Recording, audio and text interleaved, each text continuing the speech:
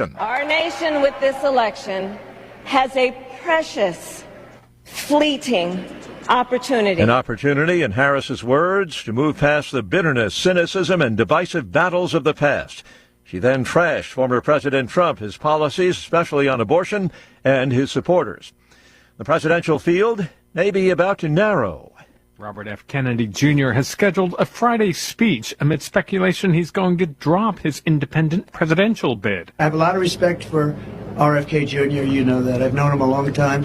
Very smart, a little bit different, and that's okay. Donald Trump was asked about it on a trip to Arizona. He's loved by a lot of people, and I'm hearing that he wants to leave. Don't forget he was treated very unfairly. Recent polls suggest Republicans are more likely than Democrats to have a favorable opinion of RFK Jr., and Trump allies have urged him to endorse the former president. There are rumors that he's going to make an endorsement. That would be a great honor for me. I'm Ben Thomas. Tropical storm Hone expected to bring high winds along with torrential, possibly flooding rains to Hawaii this coming weekend. Close to midnight or so, Saturday night, it'll be south of the Big Island as a tropical storm.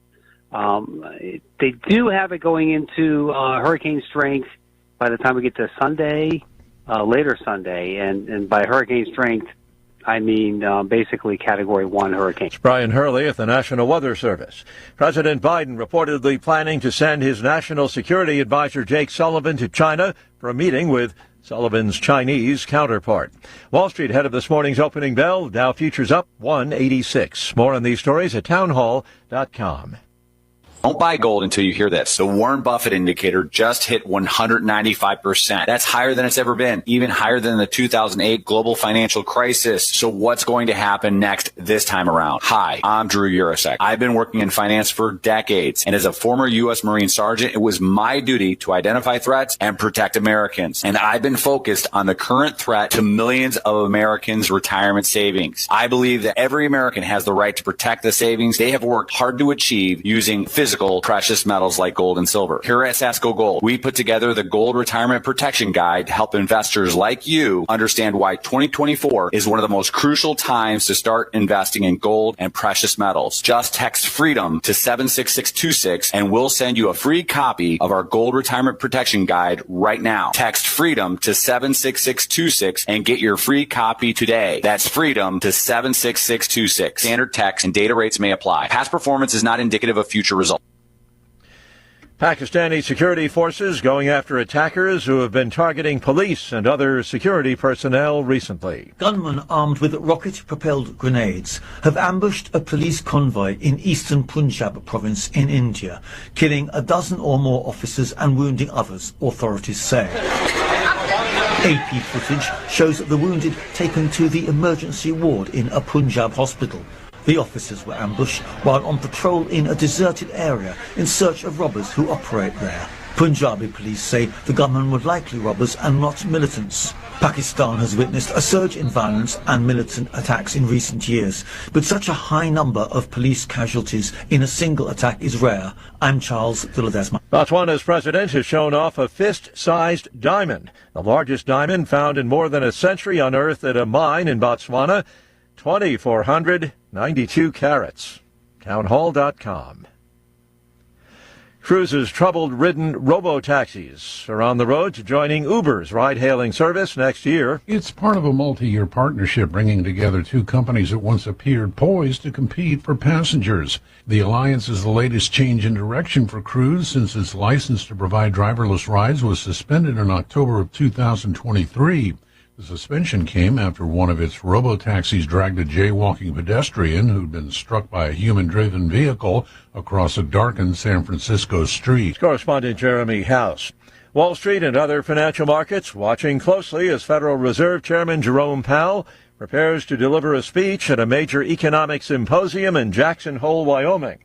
There's widespread speculation of a Fed interest rate cut next month, and the markets will be looking for any hints about how many additional rate cuts could be in the offing in the coming months.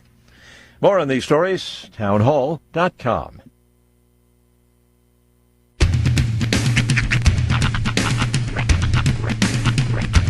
What in the wide, wide world of sports is going on here?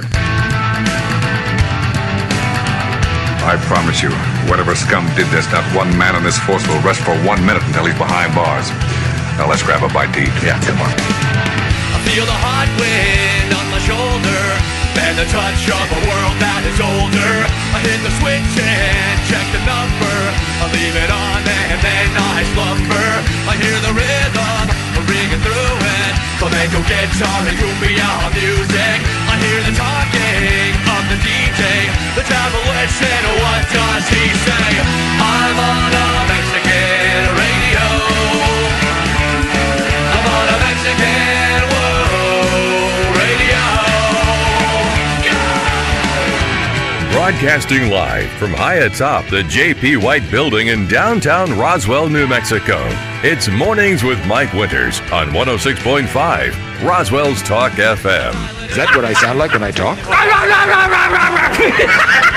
Now, here's your host, Mike Winters. And good morning, one and all. Welcome to Mornings with Mike Winters. I am he. That would be me, Mike Winters. Happy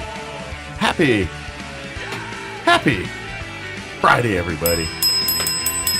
It's Friday. Yes. Not only is it Friday, but it's football Friday. There is much rejoicing. Yes. Big weekend. Friday night football. Your Goddard Rockets, your Roswell Coyotes, and the Artesia Bulldogs all in action tonight. Roswell Coyotes are on the road, traveling to Los Lunas. We will have that game for you. Audio right here on 106.5 Roswell's Talk FM. Live streaming video at ksvptv.com in the Roswell Coyote channel. Yep. Goddard Rockets head home taking on Portales. That game's at the Wool Bowl. We will have that for you on our sister station for the radio coverage on 106.1 FM Vero.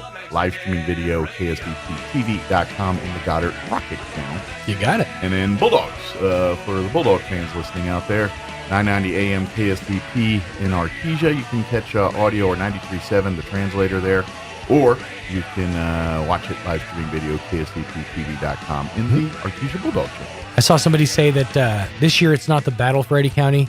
This year it's the war for Eddy County. Ooh. Yeah. So things done been stepped up a notch over in Tesia. Bulldogs taking on the Cavemen of Carlsbad tonight there in the Bulldog Bowl there in Artesia. So, exciting night for football. We'll have it all for you, of course. If you can, get on out there to the Wool Bowl tonight and pack that up and root on the Goddard Rockets, their home opener here, taking on Portales. So.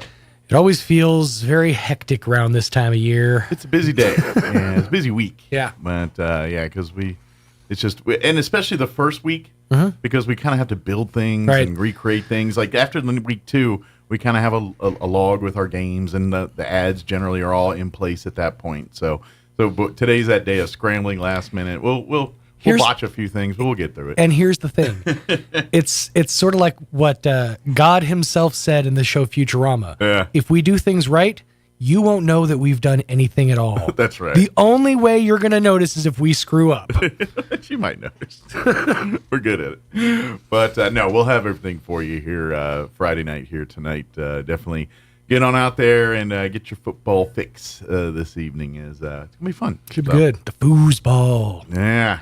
Keep hydrated out there. Get that Technim fuel up in you. Yep. Don't forget, Chavis County Health Council has Health Expo tomorrow. That kicks in. Actually, they have the bubble run beginning at 7 with Boys and Girls Club. You can still sign up beginning at 6:30 if you have not done so already. And then the actual Health Expo gets underway at 8 a.m., goes to about noon. They'll start doing prize giving away about 11, I think. So you might want to be around for that one. Yep. But that's all happening at the Convention and Civic Center tomorrow. Indeed. So. And then there's a bunch of other stuff. Yeah, in the New Mexico Military Institute volleyball tournament. That's happening this weekend. Also going down this weekend. You can catch that on ksvpt.com under the New Mexico Military Institute tab. Yeah. So, and I'm just scratching the surface. There's so many things and so much to do. It is. It feels like we're finally starting to kind of get back to normalcy. Yeah. Yeah. It was funny. I was scrolling channels as I do because that's what old people do. It is. And so I was scrolling channels. And I guess TLC is like dusting out the vault. Really? Because I've noticed it for the last week or two. I've been scrolling through from time to time in the evenings, and I come across TLC, and yes, they still have their constant programming of My 600-Pound Life and those types of shows. But that is the most ridiculous show. And I Am Jazz. They should call that show, "Hey, fat people, want to feel less bad about yourself?" Yeah. But I've noticed over the last couple of weeks, like I'll scroll past there, and they're like dusting off reality shows from like 15, 20 years ago. Really? Like last night, for instance, I was scrolling through, and they were playing season 1 of John and Kate Plus 8. Wow. Those kids are in college now. Yeah. And like a week before, I was going through, and they had a marathon of that Escaping Amish or whatever that show's called. The one where the people go they're Amish and they go live in New York City and go, people don't live like us in Amish. Look at this. Look at this light that can turn on when I flick the switch. Then they get drunk and exposed all the English things. Yeah, so that was on one day. And because for a second I kept reading it, and I was like, are they showing Amish Mafia again? And I was like, no, it's the other one. Because you remember that show? Amish Mafia? That's what I was about to bring up when you said the Amish. I was like, the Amish Mafia. I'm waiting for it here in another week or two to be on there. Oh, I'm sure. No, it's funny. You forget how insanely popular the show John and Kate Plus 8 was. Yeah. To the point where her hairstyle was a thing. That's the official Karen. The Kate, Well, to be honest, before there was look the Karen. at the Karen today and the Karen haircut, it is the Kate. It is the Kate. But it's a miracle that Kate's avoided that, that brand, and then Karen's got it. I guess after John and Kate Plus 8, they're like, Kate's have had enough. Because and to be honest, that thing ended, like, they got divorced. Oh, it ended terribly. And the husband was all kinds of... It just went to Kate Plus 8. Yeah. For a while. Yeah, John was... That was the thing. I remember that afterwards, John, you see him in like an Affliction T-shirt with like his hair all spiked up. And he's trying to be all punk rock. Yeah. It's like, dude. I mean, I get it though. I forget the premise. How did they end up with 8 kids? Well, when a man and a woman love each other very much. But did they like intentionally try to do this? If I remember correctly, they did in vitro and had like one kid. They had 2, I think, and then they had twins and triplets. Okay, I think is what it was. Gotcha. Okay, so that's only 7. So I know sometimes, especially during that time when they would do in vitro, they'd be like, all right, we're gonna, and so what it'd be like, it's either nothing or you get like 4 kids. You know? Well, that's sort of, it wasn't in vitro, but that's sort of what happened to my sister. Is they had put her on like hormone therapy. Yeah, and they warned her. They said, this can result in multiples happening. Yeah. And it did. Right. And everyone's like, oh, that's great till it happens. And exactly. You're like, what am I going to do now? Everything I just saved up for, times 2. Yeah. Or times 3 or times 4. You're like, or Octomom. That's what I was just going to say. Whatever happened to Nadia Suleiman? I have no idea what Octomom She got into adult films for a minute. And I don't know what happened to her after that. I'm guessing, I'm gonna hope that she found her place in the world. And she's living happily ever after in some suburban town raising her kids. That's what I'm hoping happened. I have no idea what happened to her. Well, while you're looking that information up, I'm going to give you the rundown. You got to get an interview going here pretty quick. We do, like I said, we got a full slate for you with football and everything going on. But we're going to replay an interview this hour. We had the folks from the DA's office join us, Gina Yeager and Justin Dominguez, and we talked about the DA dogs. We had Beaumont in, so we had a great interview with them. So we're going to play that for you here in just a few minutes. In the 8 o'clock hour, about 8:15, Amy McVeigh-Tejas with the Historical Society for Southeast New Mexico will join us, and got quite a few things to talk about. We'll recap Heritage Dinner, talk about Museum Day coming up in September. We got another book fair coming up as well here in the fall. A couple other events, too, that we'll put on your radar with Amy. And then in the 9 o'clock hour, poor folks from Alpha Outreach, I kept bumping them, so where they're going to be in today. But One was they were here and not all here, and then I bumped them the next, and now they're going to finally, the stars have aligned. Either way, it was a series of screw up, mostly by me, and so we're going to have them on here about 9:15. This just says, today Suleiman largely eschews the spotlight. She and her 14 children. Oh, she doubled them. Live in Orange County, California in a 3-bedroom townhouse with their cats, Penelope and Mimi. Wow. 14 kids. So she added, what? I think she had a couple already. 6 more kids? So I think she Oh, was there more before the 8? I thought there was just 8. I thought she added 6 since the 8. Maybe. I mean, I haven't followed her very closely, but that's 14 kids. Did she have a reality show? Like, did she ever get to that point where I think Mom so, had a show? I couldn't remember. I can't keep up. She had Or she was just Twitter famous. I don't She's remember. definitely had some time in front of the camera. Yeah, I just don't remember like if she got like a TLC show or was that strictly kept it to Johnny Kate. Of course, there was a couple of them, and I think the Duggars were one, and now we all see what happened there. There was, I think that she was. It was like an Inside Edition thing or like an interview thing. Oh, okay. I think it was Maury what happened. Povich. Yeah, I don't think she ever had a. You are not the father. All right, it is 7:15. I need to get the show going. Let's go ahead and take a look at your weather. I wish I had better news. It's all hot all weekend long. I'm meteorologist Steve Hamilton with your Pecos Valley weather. It looks like that high-pressure system will be hanging around through the weekend. Very low rain chances and plenty of heat. Will be at around 105 for the afternoon high today. Lots of sun, a little bit breezy. Low 70s and a few clouds for the overnight hours. 100 to 105 for the high on Saturday and sunny. It looks like upper 90s for our afternoon high on Sunday, and we'll stay sunny. I'm meteorologist Steve Hamilton. That's your latest forecast. Oh, man. Programming note, we're going to reschedule our 9 o'clock interview. We just got a call saying they could make it as I was talking about it. So the irony, so funny sometimes. Can't write this stuff sometimes. All right, let me get you the weather. Currently, 72 degrees here in Roswell. Humidity's at 55%. Winds currently out of the southwest at 5 miles per hour. We do have a heat advisory for today. Again. Kicking in at noon, remaining in effect through 8 p.m. because it's going to be hot. 104 is what they're calling for today, with winds out of the south at 5 to 10 this morning, 10 to 15 for the afternoon. Partly cloudy, overnight low of 72 tonight. South winds 5 to 15 miles per hour. For you Saturday, sunny, 103. South winds 5 to 15. Sorry, hiccups. And I don't have any lemon juice.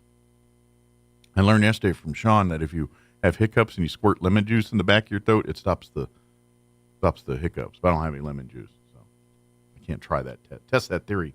But Saturday, yes, 103 on Saturday. We are looking at a 20% chance of showers Saturday night. Partly cloudy, overnight low 72. 80% chance of no showers. Kind of like yesterday where we thought it kind of stormed, and I think we got a couple spitlins. I don't think it actually rained, but it was nice and surprising anyway. Sunny on Sunday with a high of 99, sub 100, drinking in. Winds out of the south 5 to 10. And then beginning Sunday night and continuing through at least midweek, rain chances. 20% chance Sunday night, partly cloudy, overnight low 70. 20% Monday, sunny and 95. 20% Monday night, 20% Tuesday. Otherwise sunny and 93, and a 20% on Wednesday, sunny and 94. So maybe we'll get some rain. All right, it is 7:18. We're going to take a quick 3.5-minute break, then we're going to play our interview with the folks from the District Attorney's Office. That's up next. Ballard Funeral Home and Crematory and LaGrone Funeral Chapel have been celebrating life for over 90 years. Ballard Funeral Home and Crematory celebrates and remembers. Joanne Bartlett passed away in Houston, Texas. Service will be held Saturday, August 24th, 9 a.m. at South Park Cemetery. Dixie Summersgill passed away July 5th. Service will be Saturday, August 31st, 10 a.m. at McBride Veteran Cemetery. Tracy Foucher passed away August 8th. There are no services scheduled at this time. Brittany Brito passed away August 8th. Visitation is Monday, August 26th, 1 to 4 p.m. at Ballard Funeral Home. Services will be Tuesday, August 27th, 10 a.m. at Ballard Funeral Home, and interment following the service at South Park Cemetery. Danny McFadden passed away August 2nd. Memorial service will be 10 a.m. Saturday, August 24th at First Baptist Church, and interment following the service at McBride Veteran Cemetery. LaGrone Funeral Chapel remembers and celebrates David Joe Stogden, who passed away August 15th. Visitation will be Thursday, August 22nd, 5 to 7 p.m., with rosary to follow at 7 p.m. at LaGrone Funeral Chapel. Mass will be Friday, August 23rd, 2 p.m. at St. John's Catholic Church, with interment following Mass at South Park Cemetery. This has been today's Remembrance, brought to you by Ballard Funeral Home and Crematory and LaGrone Funeral Chapel. The Labor Day savings event is on now at Roswell Honda, with scorching savings across the lot on a great selection of vehicles, like a 2023 Toyota Tacoma priced under $34,000 or a brand new Honda CR-V for under $36,000. In the service department, take $10 off your next oil change, and tires are buy 3, get 1 free. Then join Roswell Honda Saturday, August 31st from 10 to 1 for free food, stuff for the kids, and your chance to score a 4-burner gas grill and $200 Super Meat Mart gift card. The Labor Day savings event on now at Roswell Honda, 2177 West 2nd. Artesia General Hospital has welcomed cardiologist Luther Weathers to the team. Dr. Weathers is board certified with a subspecialty in cardiovascular diseases. He treats patients with genetic heart defects, heart rhythm disorders, heart failure, coronary artery disease, chronic high blood pressure, and other cardiovascular diseases. Call 575-736-8270 to schedule your visit with Dr. Weathers in Artesia, or visit artesiageneral.com/cardio appointment. Se habla español. Carlsbad Chevrolet is saying so long summer during the pre-Labor Day sales event with great deals across the lot on a great selection of new vehicles like a 2024 Chevy Equinox LT just $289 a month, and pre-owned vehicles like a 2020 Volkswagen Tiguan just $369 a month. Get earbuds or a smartwatch just for stopping by, a movie snack pack with a test drive, and a popcorn machine with purchase. And sign up to win a 75-inch Samsung TV to be given away Saturday, August 24th during the pre-Labor Day bash at Carlsbad Chevrolet, 2155 South Canal. Wakefield Oil Express has the highest quality service in Roswell with a 17-point full-service oil change that includes a full wash and vacuum at their car wash. You won't find a better deal. They also offer full synthetic oil changes, fuel and cabin filter replacements, and will even check your battery. Their tunnel wash isn't afraid of dirty vehicles. They have the best value wash in town with free vacuums. They even offer wash passes that can be used for multiple vehicles. Next time you need your oil changed, go to the fast and efficient Wakefield Oil Express and let them earn your business. 3204 North Main, Roswell. Pressure Services, LLC in Artesia, New Mexico has immediate openings for experienced vacuum truck, kill truck, and hydrovac operators. Operators must hold a Class A CDL, at least 2 years of experience, and all positions require a clean driving record and must be able to pass a DOT drug and alcohol screening. Pressure Services offers great pay with IRA benefits and employer contribution towards health benefits. Please apply in person at 2702 North Freeman in Artesia, New Mexico. Equal Opportunity Employer. The tool used to measure your feet at the shoe store is called a Brannock device.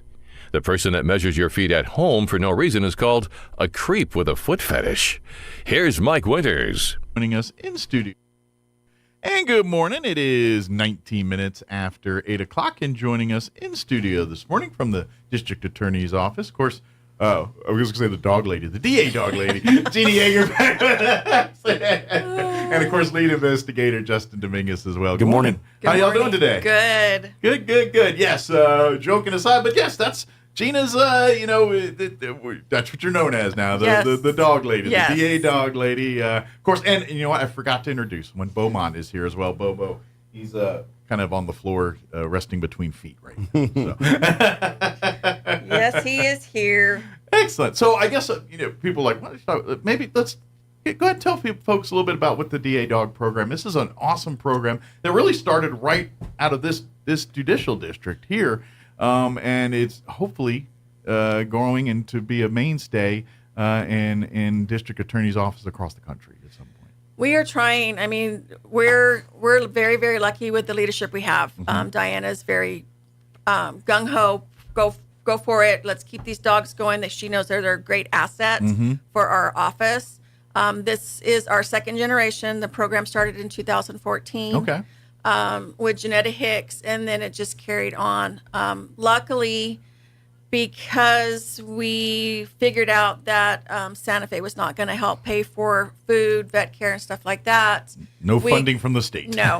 We got a step ahead and figured out that we needed a nonprofit to keep this program going. And that's exactly what you did. And I did. Yes, we did. We got some handlers that are like, let's do this. We'll help. The other district attorney's offices in the state of New Mexico get the grants for the first dog. And then realize, okay, now that we have this dog, how stuff can get paid for. Sure.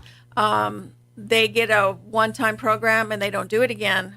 There's been, unfortunately, a couple of DA's offices that have had to stop their program. Because the funding ran dry. Which is awful for victims and witnesses because it's a great program. Well, I'd almost think it might even be worse to start it and then stop it than to not have it at all. Yeah, almost, it's this program is really amazing, and the people in our community know that we have the dogs, and so it's kind of like, oh, the dogs. We don't care about anybody else, but they want the dogs, which is great. Great. You know what? I get it because I like dogs more than people sometimes. I ain't gonna block.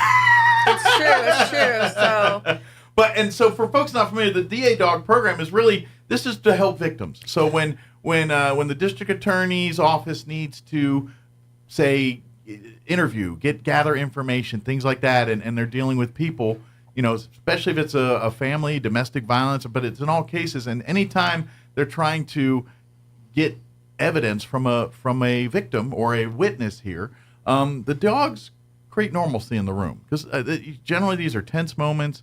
Depending on the nature of the crimes we're talking about here, could be very traumatizing and things like that. And so, especially when there's kids involved or young people, the dogs create normalcy. They create love in the room. So when people that are maybe under a little bit of emotional duress, but we need their story. We need them to talk. They're excellent icebreakers. Yeah, I mean, they're like, "Hi guys, we're here. We love you." I mean, everybody else in the room, they're just like standoffish. Yeah.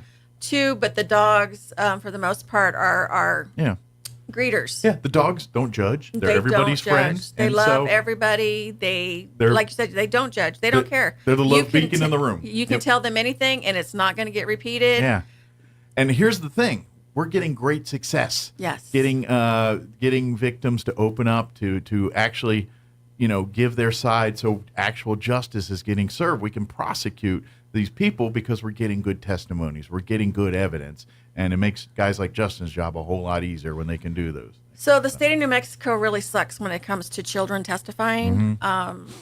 They make them get on the stand in front of the accused that have done stuff to them. And that's not intimidating at all, is Not it? at all. I mean, in some cases, video is done, but not very often. Most of the time, they want them in the room. They want that intimidation. Yeah, there's a lot of things you can pick apart on a video, so they tended to lean away from that. Yeah. So they bring these little guys in, and so they're in this really big box in this really big room with all these people staring at them. Very intimidating. And, you got this big guy in a robe or a female in a robe, and then you've got all these strangers, and then you've got the person that hurt you staring at you, and all these big people asking these big questions with big words. And let's face it, when you were kids, did it get hard to get adults to believe you? It's just when you're a kid, you're just a kid. They don't know what they're talking about. And now when you're in a room full of adults and one of them did something very bad to you, and you've got to tell people this person did bad. And that's an intimidating world. And something like Bobo coming in to just feel these folks at ease. That's the difference. That's the reassurance so they know that the judge and all the other people are on their side. They need a familiarity, and that dog provides that. Well, luckily these dogs give them some confidence and some support, and knowing that somebody's got their back, somebody's going to be right there with them. Luckily, we've been really fortunate with our program to be able to use the dogs in the box for some adults too. Depending on the case. Yeah. We gear it for children, right? But dogs do work on adults too. Yeah. But we give certain commands to the people that are working with the dog, so they can get the dog in the box, get them settled, and then sit there and they hold the leash, and they work their magic. They just sit there and they have something in their hand, and they have somebody that's actually listening and doing something they need them to do. They have control. A lot of these people that come into our offices don't have any control. We're saying, we need you to do this. The person that hurt them is telling them, you will do this.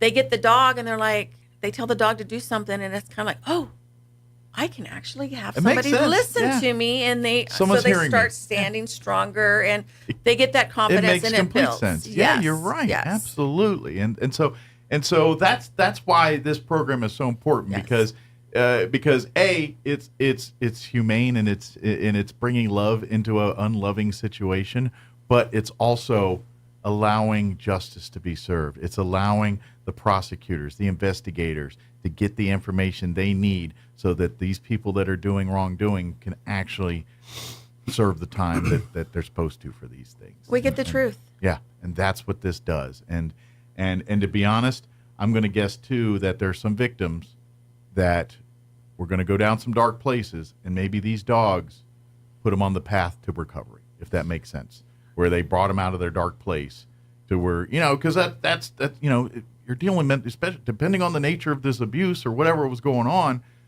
sometimes it takes a lot to walk back from that. A lot of therapy, a lot of road to recovery. And sometimes a dog in the room rubbing up on your leg and just loving on you is cracks some of that armor a little bit to do that. And each one of our dogs has a different personality. Like Beaumont is very laid back. He will lay at your feet. He will just kind of let you use him as a pillow. Sure.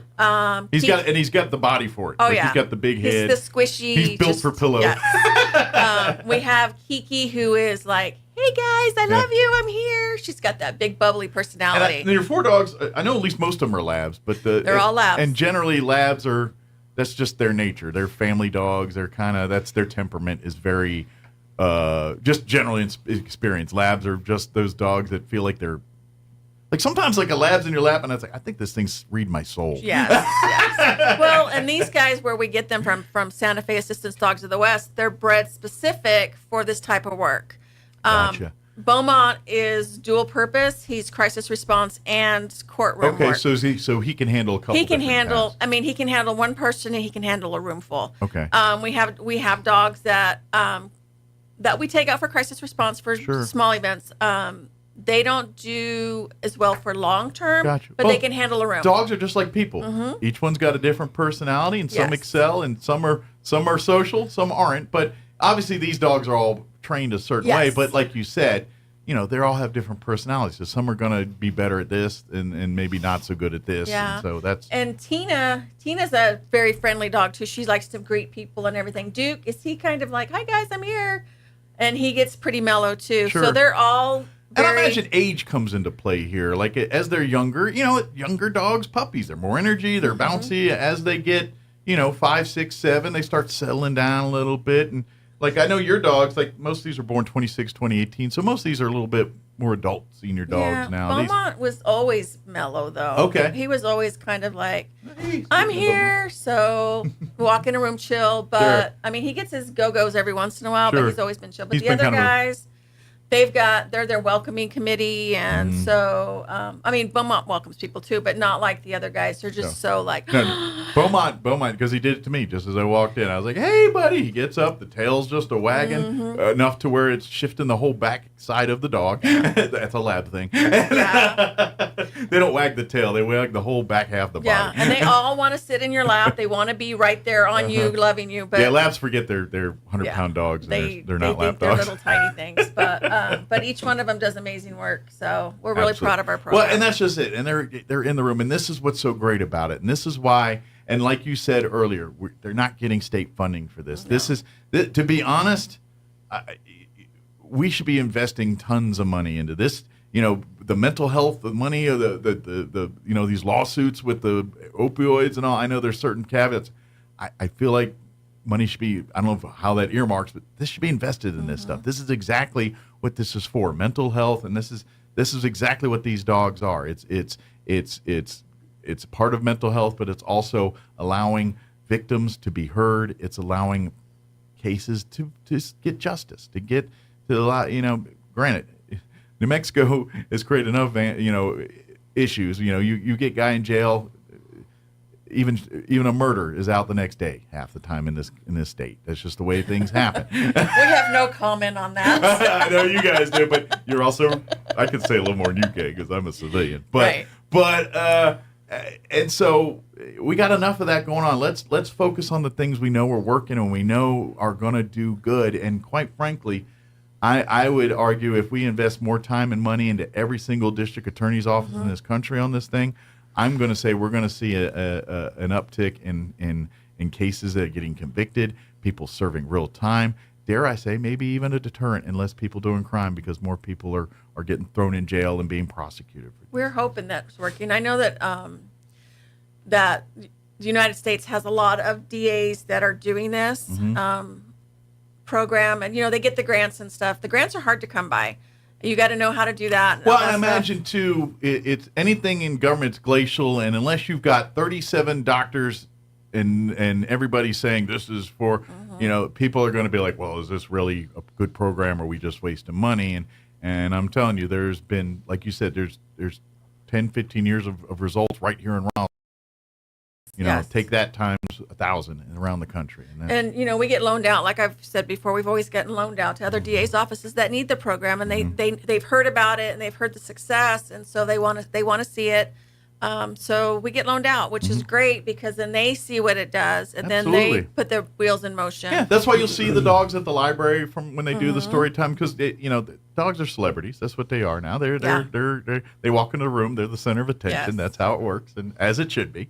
But and that's just it. They make appearances like celebrities. They go make appearances and do their thing and bring joy to kids in different rooms and things like that. And they're doing peer support for our coworkers. Some law enforcement, their peer support for wherever we needed. Because when we have bad cases and stuff, not only do our victims absorb all of that, but the people that work the cases absorb that. So sometimes they need the dog just to decompress. Absolutely. So can I borrow Bo for a bit? Yeah. Because I need to take him to the park or something. The dogs do a lot of stuff behind the scenes that we don't get out there a lot. I mean, well, if you're a pet owner, think about your own life. How many times you had a bad day at work or a bad day, and you come home and your dog or cat or whatever is there in your lap, and next thing you know, your problem. That's what they do. Yes. And they're doing that in these courtrooms and in these chambers as they're interviewing these folks and stuff.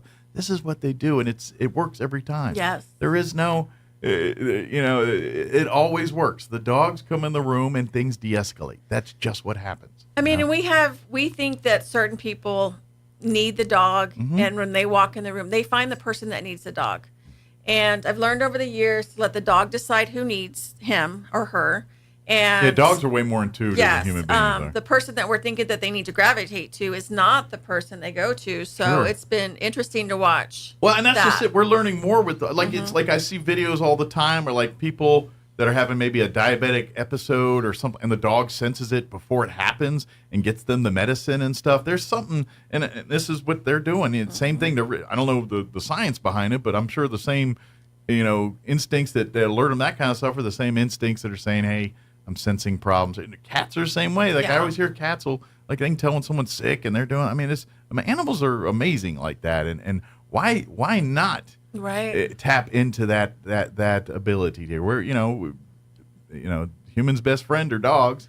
Let's let them do the abilities that we can't, and let them enhance this kind of stuff. And I don't think I could do my job without a dog anymore. I've had a dog since 2014. I bet you like there's days where you're like, this is gonna be but at least I got a dog.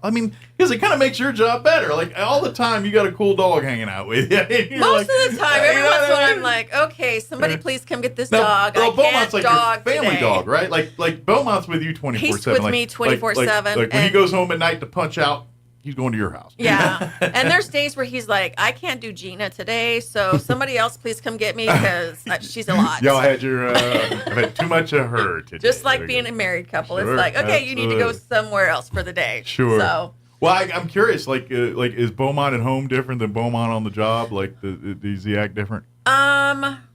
He's very cuddly with me at home. Sure. But every once in a while, he'll get really rambunctious, and he's been known to knock over recliners. I know. He's shocked because he doesn't move very much. Grace is not a word I would use. No, and to describe Beaumont. He's just a big boy, and he hits something, and it's just like. But he'll get the zoomies, and he'll rearrange mattresses, and he'll jump up on the bed and slide, and then. And he's what, about 6, something like that, 6 or 8? Oh, no, he was 2016. That's right there. Yeah. He's still 8. Yeah. So he's like. He's middle aged. He's still got another. He's got a lot of miles on him. Yeah. He's worked a lot. This guy's worked a lot. Yeah. So. What's and this is something else I want to, while we're talking dogs here, just to give people perspective, cost wise, to find a dog like Beaumont, to put Beaumont through the training, and to put Beaumont in the field. What average cost on average? What is that per dog? What's that a cost? So to get a dog like Beaumont, the dog itself, fully trained, is almost $13,000. See, this is what we're talking about. And so we have 4 dogs. 4 dogs. That's almost $100,000 worth of. If you want to put it in those kind of terms, worth of property walking around. So to get a program started for kennel and food and equipment and everything you need for your home and your office, it's up to $50,000. That's crazy. Yeah. And luckily, with our communities that we have, we've been fortunate enough to be able to do that. Yeah, and this is why we ask you, the public, to get out. There's you guys are constantly doing. You have your golf tournament, various other fundraisers. That's why we want to put these on your radar, because when you participate in that, you're supporting this. You're helping victims. in Chavez County and around southeast New Mexico. It's way bigger than Chavez County. Yes. We have a big area. Yes. But you are helping people in your backyard, and you're finding resolution for people. And let's just face it, these dogs bring love and life to people that's worlds have come shattered. Yes. And that's what's going on here. And they're coming in and trying to pick up the pieces. To get the evidence to prosecute, but at the same time, this is part of rebuilding that foundation, rebuilding those connections, making sure this human being that's been a victim can reconnect with life again. And that dog plays a very big role in it. And they become lifelong friends to the dogs. When we have the couple events that are coming up, we have the fair, and the fair is one of my favorite ones. We have our booth out there. Yeah. And that's more of us kind of because the dogs come out from time to time. You can hang and meet and greet. People always are like, so tell me about so a lot of people still don't know about the dogs, which shocks me because, I constantly feel like I'm constantly telling everybody, the dogs. I know how you feel because I've literally said things 100 times. What's this thing? I was like, I just said it 2 seconds ago. And then we have people that are like, oh my God, I remember this dog. He came to the school, or he was at the library, or he helped me, and I'm like, it makes my heart realize what we're doing. Because we get to see the impact that these programs doing on these. And it reminds you that you are helping make a difference with these guys, and that it's not going unnoticed. So Absolutely. It's amazing. But we do that, and that's always fun to hear that those words come back. That are proof great. in the pudding. Yes. It's proof it. Because let's face it, every single person in your office has those days where you feel like you're spinning your wheels and are you getting anything done.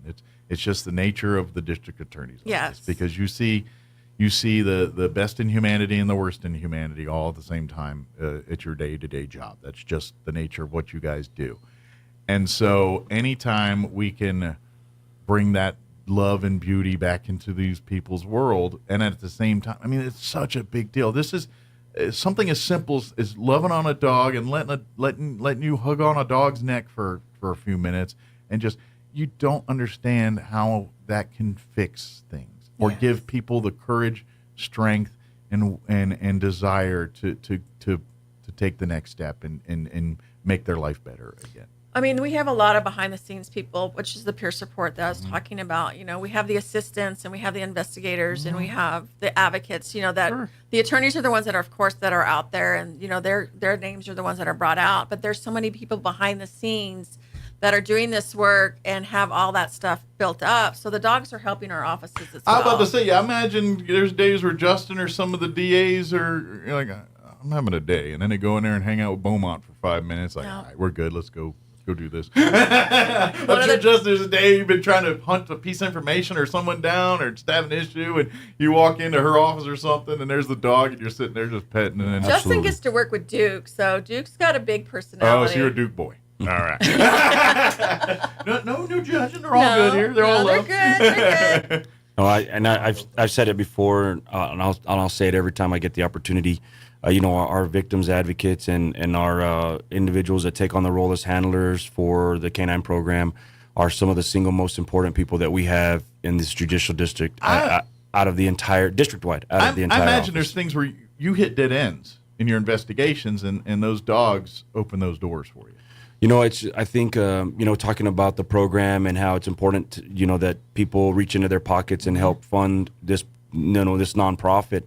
There's a lot of ways to donate, and there's a lot of ways to look at helping people, and I'm not saying don't donate to those groups, but this is a way that can directly impact absolutely where you live, where you stay, this is all grassroots. And where you see. Really this is an opportunity to see to see where your donations are having a direct impact on your community. Absolutely. That's why nonprofits like these are so very important. And God forbid you ever come at a point in your life where maybe those dogs might come and make your day a lot better too. I hope to God it never does, but if it does happen, they're going to be there, and it's thanks to people like you that support the program.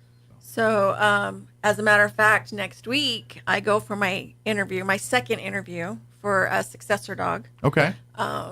Which will be my third dog. Okay. What's generally the service period for a dog? It's about 6-8 years, or What's about It'll depend. I mean, health of the dog, obviously. The health of the dog, the work of the dog. Like Beaumont's going to still work, but he's not going to do as much of the hardcore stuff. He's going to go a little more part-time. He's going to be doing more greeter and more like, I'm not going to have to go in the courtroom, but I'm going to be there to see you and talk to you. Beaumont's had some promotions. He's earned he can now sit back and let the youngins do some of the heavy lifting. So he gets to be the greeter and just like the love bug that everybody. Yeah, I'm just going to be there. I walk in the room and you say, "Come love me." Yeah. So I figure Beaumont's been working. We got him. I want to say in 2017. That doesn't sound right. I think it's been before that, maybe 2017. Okay. In December, the week of Aztec shooting, we got him. I got him. I was training with him, and we got called out. Okay. So, and he's been called out. We've been called out since then. So he's done a lot of traveling and a lot of crisis response and then courtroom work. And so Beaumont's good to ride in cars and stuff. Yeah, he's great. I mean, he just sleeps. He does really. He's traveled. He's not exactly. He's pretty even keeled. You know, like it could be all kinds of excitement. That dog would probably just be like, man, that's crazy. Just look at it. You know what I mean? Yeah. He's got that personality. It's like when there's the big storm going on, he's the calm in the storm. Like, whatever.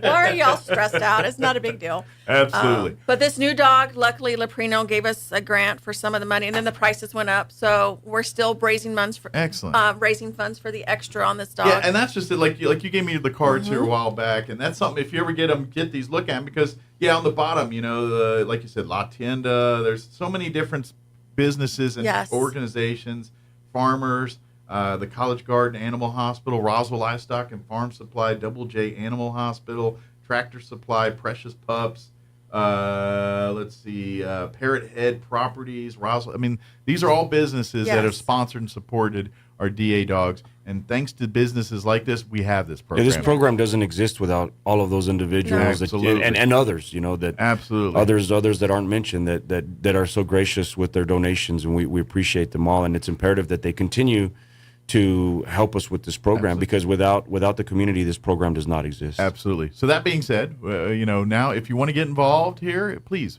money, financially. I know we got some events coming up. That's a good way to help.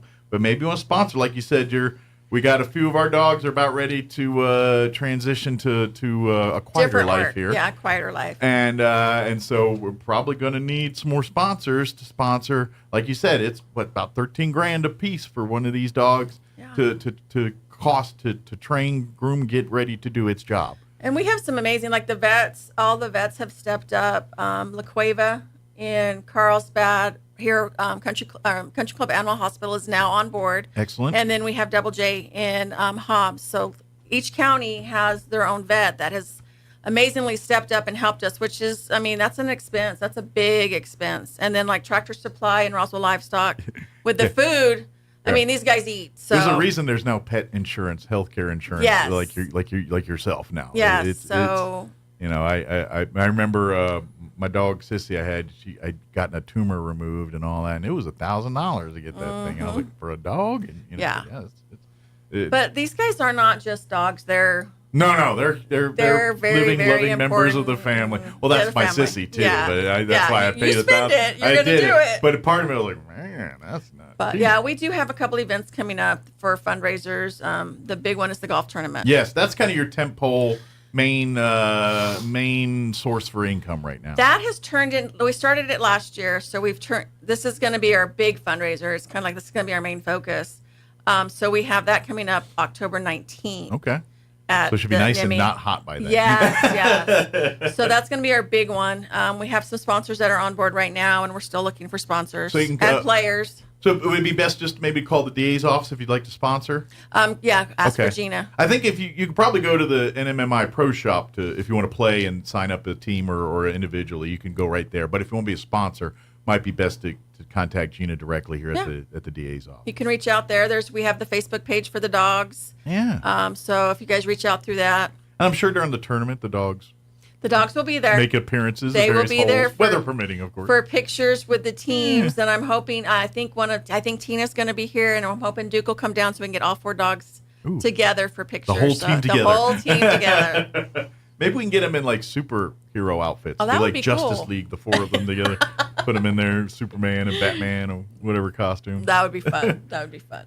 Someone get the short straw that gets Aquaman. Right. Sorry about Right. But please, sign up for the tournament, please. Or you guys do have Facebook and all that, and you can reach out. And if you want to make a donation, say, hey, I heard you on the radio, I love it. Here's $100, here's $1,000, whatever.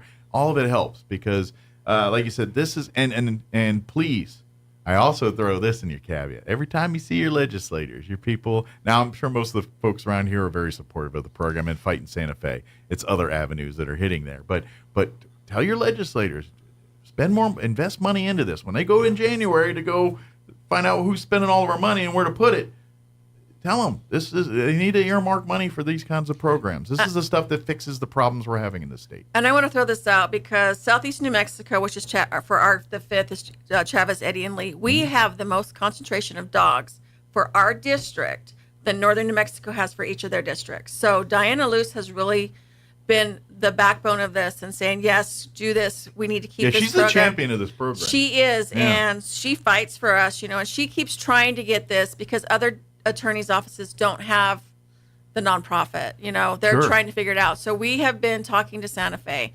But if we could get, our people here in Southeast New Mexico have been really supportive, but we need them to push more so that other counties in the southern part of the state can keep their dogs. Well, I think it should be a point where they invest to where the state actually houses the program, where they have some camp or somewhere in the state where they're raising and training these dogs. And in essence, DA's office put an order in like food and say, hey, I need a dog. Right. And they got one groomed and here we go. And we come down and you meet the handlers and do all that needs to be done. But I feel like the state should be that should be something we invest in is a facility that trains these dogs to where every DA in the state can have 2 or 3 as needed. I think theirs is as important as a laptop to me. Absolutely.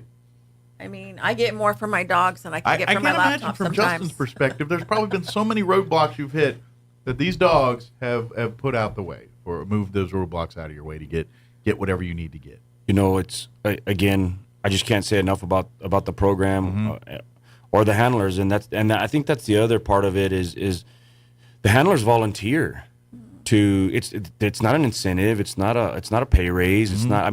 It's a labor of love. They do it because they believe in the program also, and they see firsthand how it affects and helps our communities. So I think obviously we love the canines themselves and can't speak highly enough about them, but also the people aspect of that and the handlers and what they take on, the responsibilities they take on as a handler to care and you just got a child to take care of, basically. As great of a job as the canines do for our community, they can't drive there. Nope. They can't bathe themselves. They can't feed themselves. They can't get themselves to their appointments. So I don't think enough can be said about the program, the canines, or the handlers that volunteer their time. And I think people, they probably get a pay incentive to do this. No, they don't. No, they volunteer. They do get to incentive. Take on. It's the love of that dog 24/7. Absolutely. That's the payoff. Absolutely. That is the true payoff. They've got a companion. Absolutely. And I'm pretty sure Gina would not trade in her deal for anything in the world to hang out with Beaumont. Sure. Yeah. That's because and that's the thing, because I imagine for you, it's your mental health too. You have bad days just like everybody else, and I bet Beaumont's your cure sometimes. And there's a day where you and Beaumont are in the living room just hugging it out or whatever, and just, you know what I mean? So for most, if we're not in quarter, if we're not running around, he's usually right under my desk by my feet. So I have my feet rubbing on him. So I know he's there, and he knows that I know that he's there. So it's constant.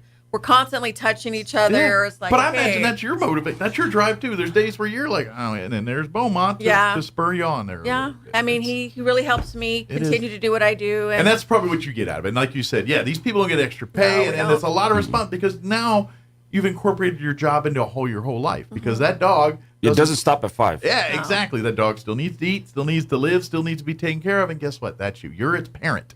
You're its mommy and daddy when it's not at the office punched in. And when they're not feeling good, you're like, okay, I've got to take care of this dog. Sure. So I got to do. But the you're dog, the first line of defense it's like, there. okay, here we go. You know that dog better than anyone. Yeah. You know the personality. You know when the dog's having a bad day or ate something it didn't like. You can tell real quick. We have some amazing handlers that, like I said, most of them are victim advocates, but we have some other people in our office that are handlers as well to help out. And it's all volunteer, like Justin said. We don't we don't get paid more. It's kind of like, oh, you will do this, and Yeah. you will.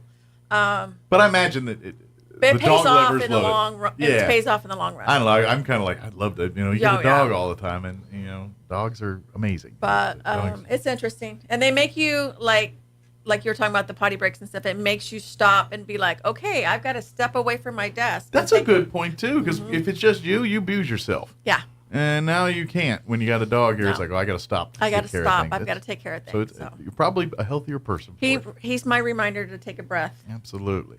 So please reach out, support, and you know what? Especially if there's folks, I imagine there's families that probably have already seen the amazing Yes. works of these dogs and maybe have their own personal experiences. Please know that. Share, obviously not the details of your case, but please share with people that impact that those dogs had on your life and how it positively gave you resolution in a very bad situation. Share that. But please support financially if you come out to the fair here. I know that's in October, but it's not that far away. No. Make sure you visit the commercial building and hit up the DA dog booth and come meet the dogs. Hopefully you're on a day where they're there and you can support that way. And then sign up for the golf tournament. Again, come call the DA's office or go to the NMMI Pro Shop and get signed no up amount there. is too little. That's another thing we hear is I don't have $100 to give, but even if you have $5, if 10 people give $5, that's $50. You know what I mean? Every And so cent counts. Well, towards the $5 program. will buy a toy. Yeah. And they like their toys. So. Absolutely. It brings a no little bit of amount joy. is too small. No. Absolutely, and it's many hands. This is until we can finally get our legislators and people to open up the books to put actual government funding into this. This is how we're going to have it done. And to be honest, we can make it better if we get it. It's sometimes when it's just people doing it, you can get big results, and sometimes the red tape of government bureaucracy can kind of hamstring things a little bit here. And now that being said, we want the funding. We want that. Yeah. But you might be able to move a little faster right now because of the situation. And here. luckily, that's the one thing too is Yeah. we don't have the government telling us, well, you can't buy this. With the foundation, whatever the dogs or the handlers need, we can go get without any question. Without a right, court, with a courtroom. well, we need a piece proceeding of paper about it. to explain why you're doing this. I don't have to explain. Yeah. My handlers asked me for this for their dog or themselves, and it's like they need it, they're going to get it. Yeah. And we just want to make sure that our handlers are taken care of for their needs as much as our dogs. Well, because without the handlers, there's no program. Correct. And without the dogs, there's no program. And I'm like I said, when I say take care of our handlers, it's like supplies, like treats for the dogs and a bag for the dogs. It's In case not you haven't like they're priced raising asking- an animal, yeah. a dog, it's very expensive for food, especially the dogs we're talking about. And let's face it, Bo and these dogs, they're not little foo-foo 20-pound dogs. These are big 70, 80, 100-pound dogs. And 70, 80, 100-pound dogs Snoring right now. like to eat. Yes. And I forgot to tell you that we're going to be at the Convention Center for the Fall-A-Day Art Fair. Oh, good. We were selected as a nonprofit for the silent cool. auction, so you guys come out to that too. Yeah. We'll have probably Beaumont and Kiki there to see, and we'll have some stuff for you guys to bid Since on it's there. a holiday fair, you got to put some elf ears or something. I'm going to have to do something. So we'll have to do something fall for him. Maybe some antlers. It Antlers, could be, a red nose, something like that. He'd like that. But definitely, and please come in and come support this stuff. Come read about it. Come look information online here. Call the DA's office. Come by if you want to learn more. But please, this program is one of those things that we can make our judicial system better in the state of New Mexico. And this is one thing that you, the individual, can directly get involved into to make our state a better thing. It's all, and it's come support. Come see. And who knows? Maybe you can volunteer. Maybe you love dogs and thinking, maybe this is my thing. This sounds like something I'd like to do. Talk to Gina. Maybe that's a possibility. And we want to thank everybody that has supported us since 2014. We've had some amazing people, lots of support. So we don't take that for granted. Please don't ever think that. Absolutely, We're really grateful for everyone that has supported us. But like I said, we're on third generation, and we want to keep this going for as long as we can. So. This is something that it should keep going and should be just like a well-oiled machine. When Bobo here is about ready to ride off in the sunset, we got another. Gina's ready to ride off in the sunset. Yeah, we got another young dog ready to fill the void there. Yes. And so that's where we got to get to. And so we need your help. So please come whack a ball around with us here in October. Come see us at the fair. Come support us financially. And I hope that the only time you ever have to meet these dogs is in fun scenarios and fun rooms and fun like that. But yes. But know that if you do get in those scenarios, these dogs will come through for you. We will be there. Absolutely. Excellent. Well, thank you guys. Thank you for We having got us. 87 things to do, so we'll let you go knock those out. So, Thank you. All right. Justice can resume. We're out. Thank you guys. Appreciate it. All right. It is 8:56. Let's pause to pay some play some commercials to pay for my lunch. Then we'll be back. Your new home for talk radio is KEND Roswell.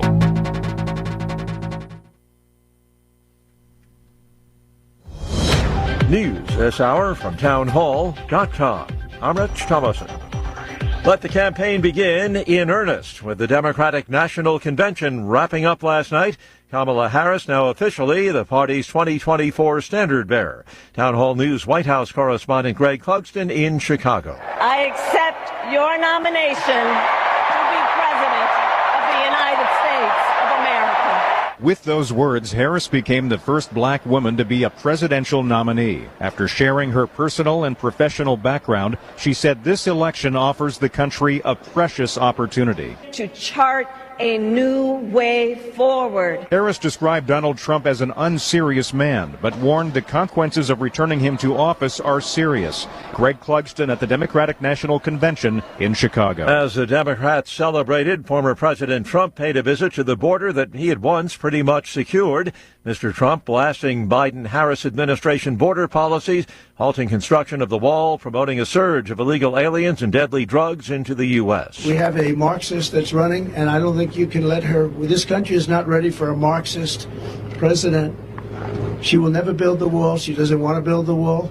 She's only saying if she changes her mind, it's only because she wants to get elected, because who wouldn't want to have a strong border? You need strong borders and strong elections, and we have neither. There is speculation that Robert F. Kennedy Jr. will be dropping his independent presidential bid today and will be endorsing Donald Trump. Canada's two big freight railroads say they're hoping to get the trains running again now that the Canadian government has ordered binding arbitration in a labor dispute that triggered a strike. Security tightened at a NATO airbase in western Germany, intelligence pointing to a potential threat. On Wall Street, the Dow's up 279. More on these stories at townhall.com. Here's an important message from the Diabetes Solution Center. Do you like pricking your fingers to test your blood sugar levels? No one does, but it's important to maintain your health. And now, by wearing a small remote device called a continuous glucose monitor, or CGM, you don't need to prick your fingers anymore. It's easy to use and helps you make more accurate diabetes treatment decisions. If you are testing your blood sugar 3 or more times daily, injecting insulin, or using an insulin pump, call the Diabetes Solution Center right now. And if you have Medicare or most major insurance coverage, you may be able to get a new CGM at little to no out-of-pocket cost. Shipping is free, and we'll even bill your insurance company for you. If you are testing your blood sugar 3 or more times daily, injecting insulin, or using an insulin pump, call the Diabetes Solution Center right now to learn how to end the painful finger sticks and get your own continuous glucose monitor, or CGM, at little to no out-of-pocket cost. There's been a terrible hotel fire in a suburb of Seoul, South Korea. Some of the guests were found dead on the stairs and in the hallway of the hotel, according to a local official. 2 others died jumping out of the window onto an inflatable mattress on the ground below. The first person caught the corner of the mattress as they landed, causing it to flip as the second jumped. More guests are being treated in hospital with serious injuries, some caused by inhaling the smoke. Firefighters believe the most likely cause of the fire was an electrical fault. Police are investigating whether the hotel's managers were in any way negligent. The hotel did not have sprinklers installed, as it was built in 2003, before this became a legal requirement. The BBC's Jean McKenzie in Seoul. A bus carrying dozens of Indian pilgrims driven off a highway in Nepal. Police say 14 people killed, 16 injured, several others are missing. News and analysis, townhall.com. Kentucky Republicans laying the groundwork for tax relief for state residents. Republican lawmakers say Kentucky has met the financial conditions to set in motion another cut in the personal income tax rate that could take effect in 2026. Senator Chris McDaniel said this clears the way for lawmakers to reduce the individual income tax rate to 3.5% from 4% effective in January 2026. A year ago, the state failed to fully meet financial conditions. John Scott reporting. A tropical storm expected to deliver strong winds and heavy rains to Hawaii this coming weekend as it passes south of the island chain. The National Weather Service has issued a tropical storm watch for Hawaii County in anticipation of Tropical Storm Hone, expected to bring sustained winds of up to 30 miles per hour, gusting to 50 on Maui and the Big Island. A lot of rain on the way as well. More on these stories at townhall.com.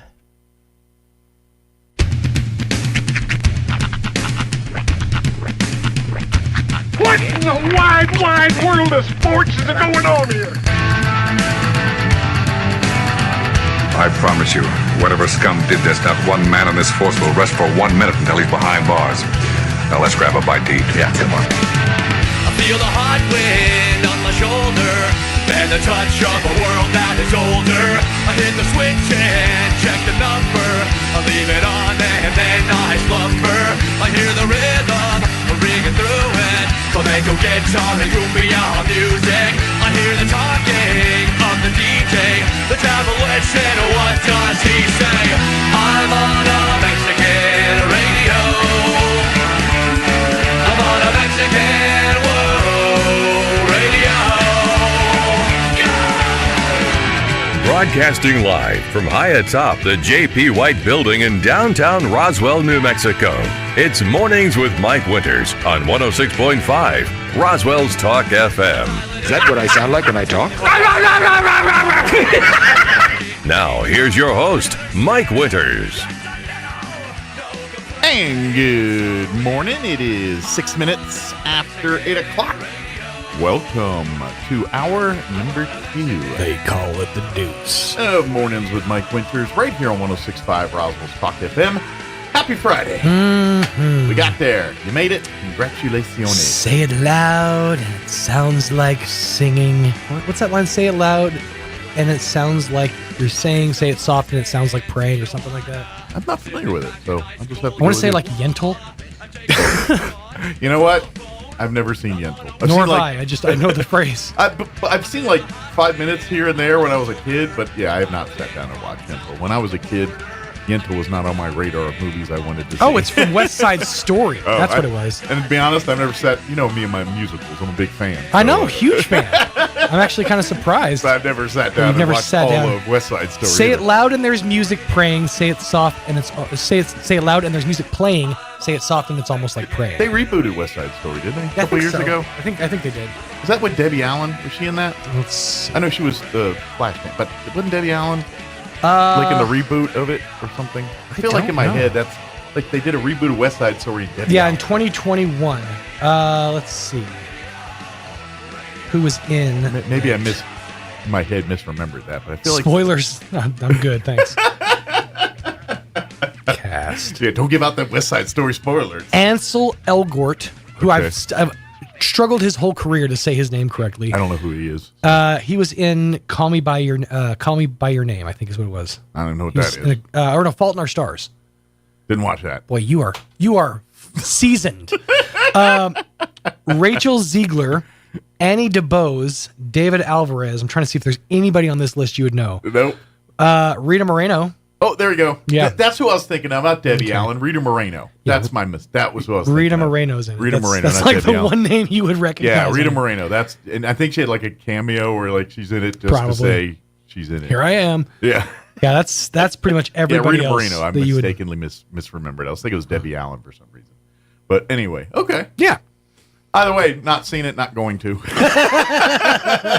Oh, you uncultured swine.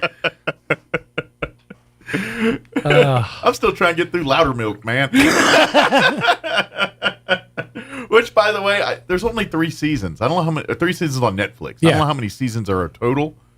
I have no idea, but I think it's still being made. Oh, good. I think because I'm into season 3, and I'm like I'm running out soon. My thumbs are getting tired this morning, Winters. Well, I don't Google, so.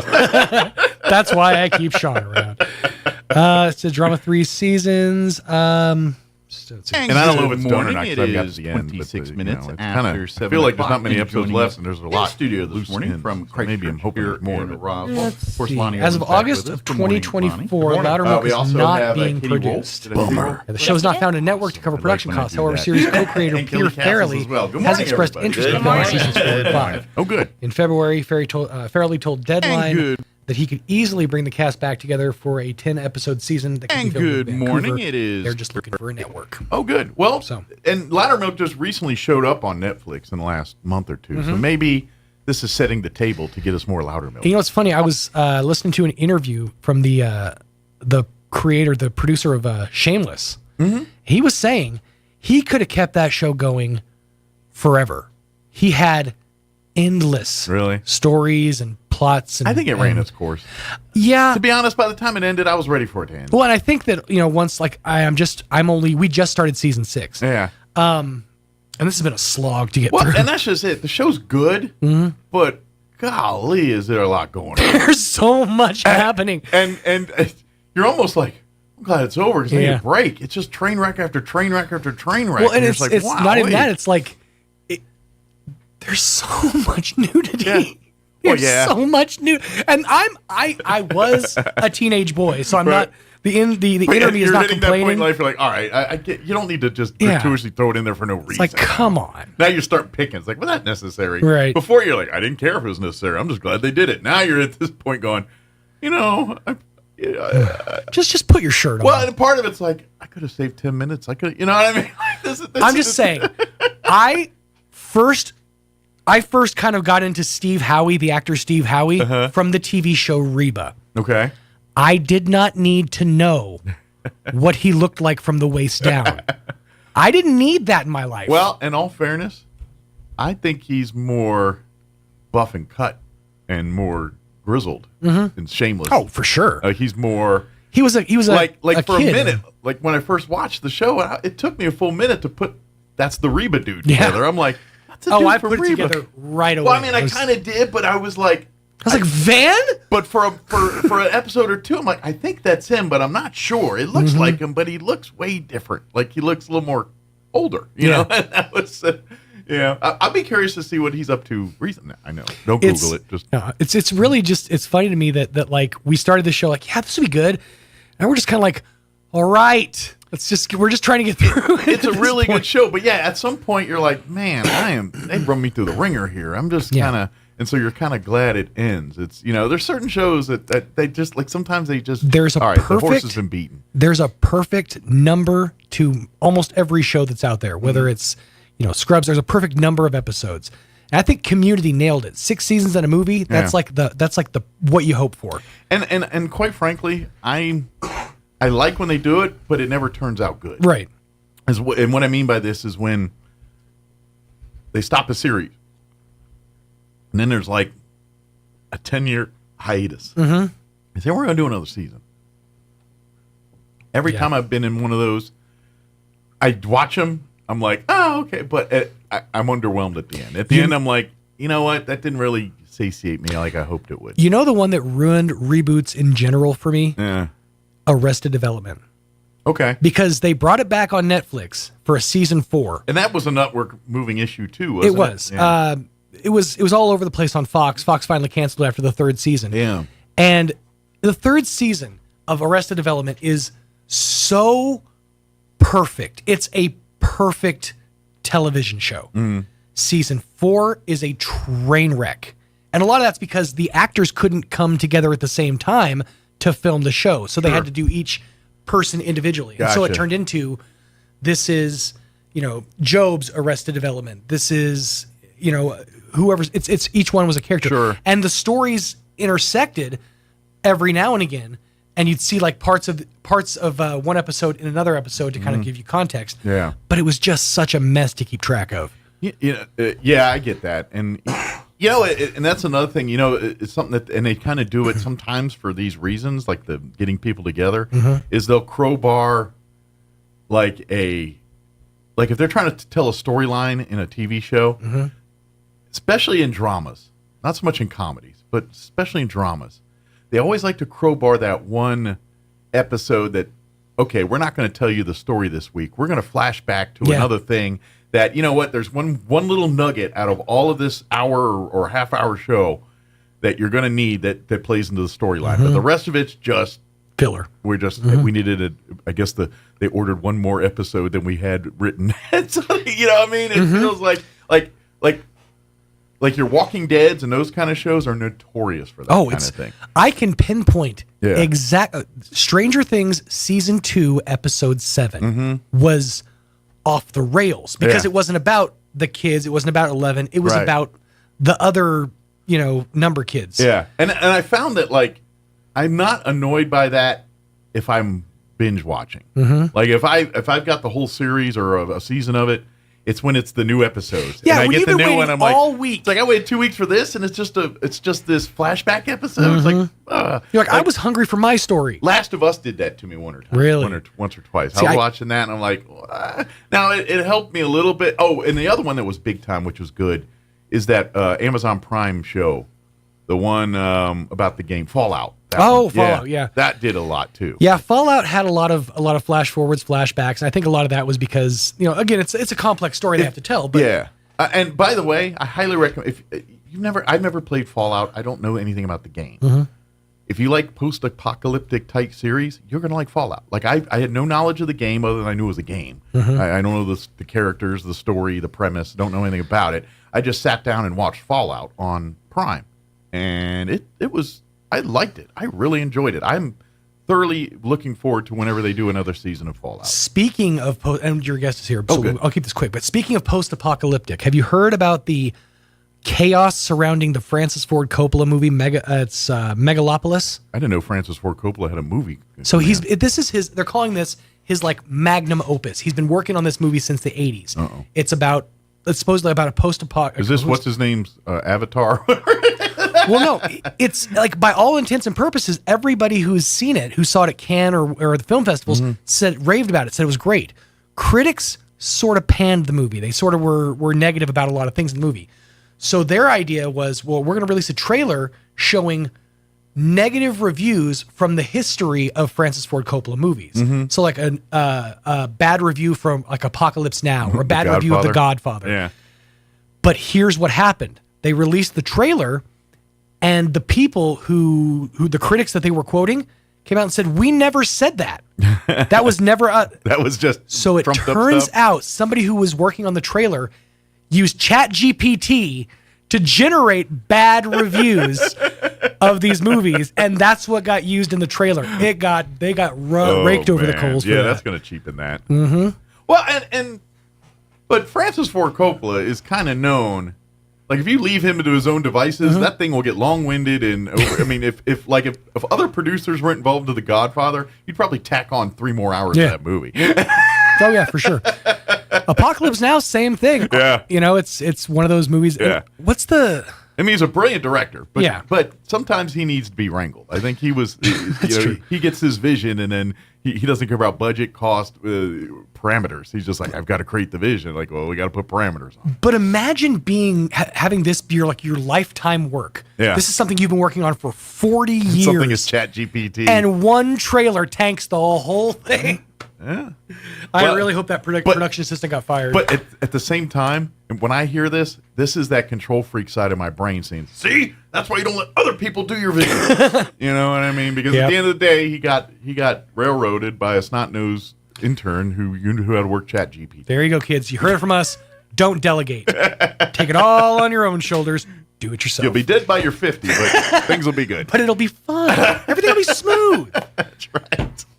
All right, let me get the hour going here. Amy McVeigh-Tejas is patiently waiting in the other room here from the Historical Society for Southeast New Mexico. Of course, we got several things to talk about. We'll recap Heritage Dinner. Of course, we got a couple events. Of course, Museum Days coming up here in September. We got another historic book fair on the books here for October as well. So we got a few things to talk about with Amy here this morning. Before we do that, let's take a quick. You know what? Let me do weather. Something got moved, and I got to move it in the right spot. spot. So let me fix that while we're doing weather.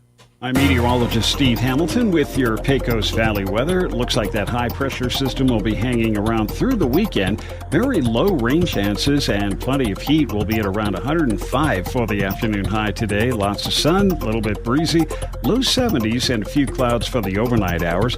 100 to 105 for the high on Saturday and sunny. It looks like upper 90s for our afternoon high on Sunday, and we'll stay sunny. I'm meteorologist Steve Hamilton. That's your latest forecast. Thank you, Steve. Currently 79 degrees, almost 80. But you can say it's not 80 yet. That's a win. Humidity's at 39%. Winds currently out of the south at 6 miles per hour. In case you need a reminder, another heat advisory kicking in today at noon. That will remain in effect through 8 p.m. this evening. 104 today. Our expected high. South winds 5 to 10 this morning. 10 to 15 for the afternoon.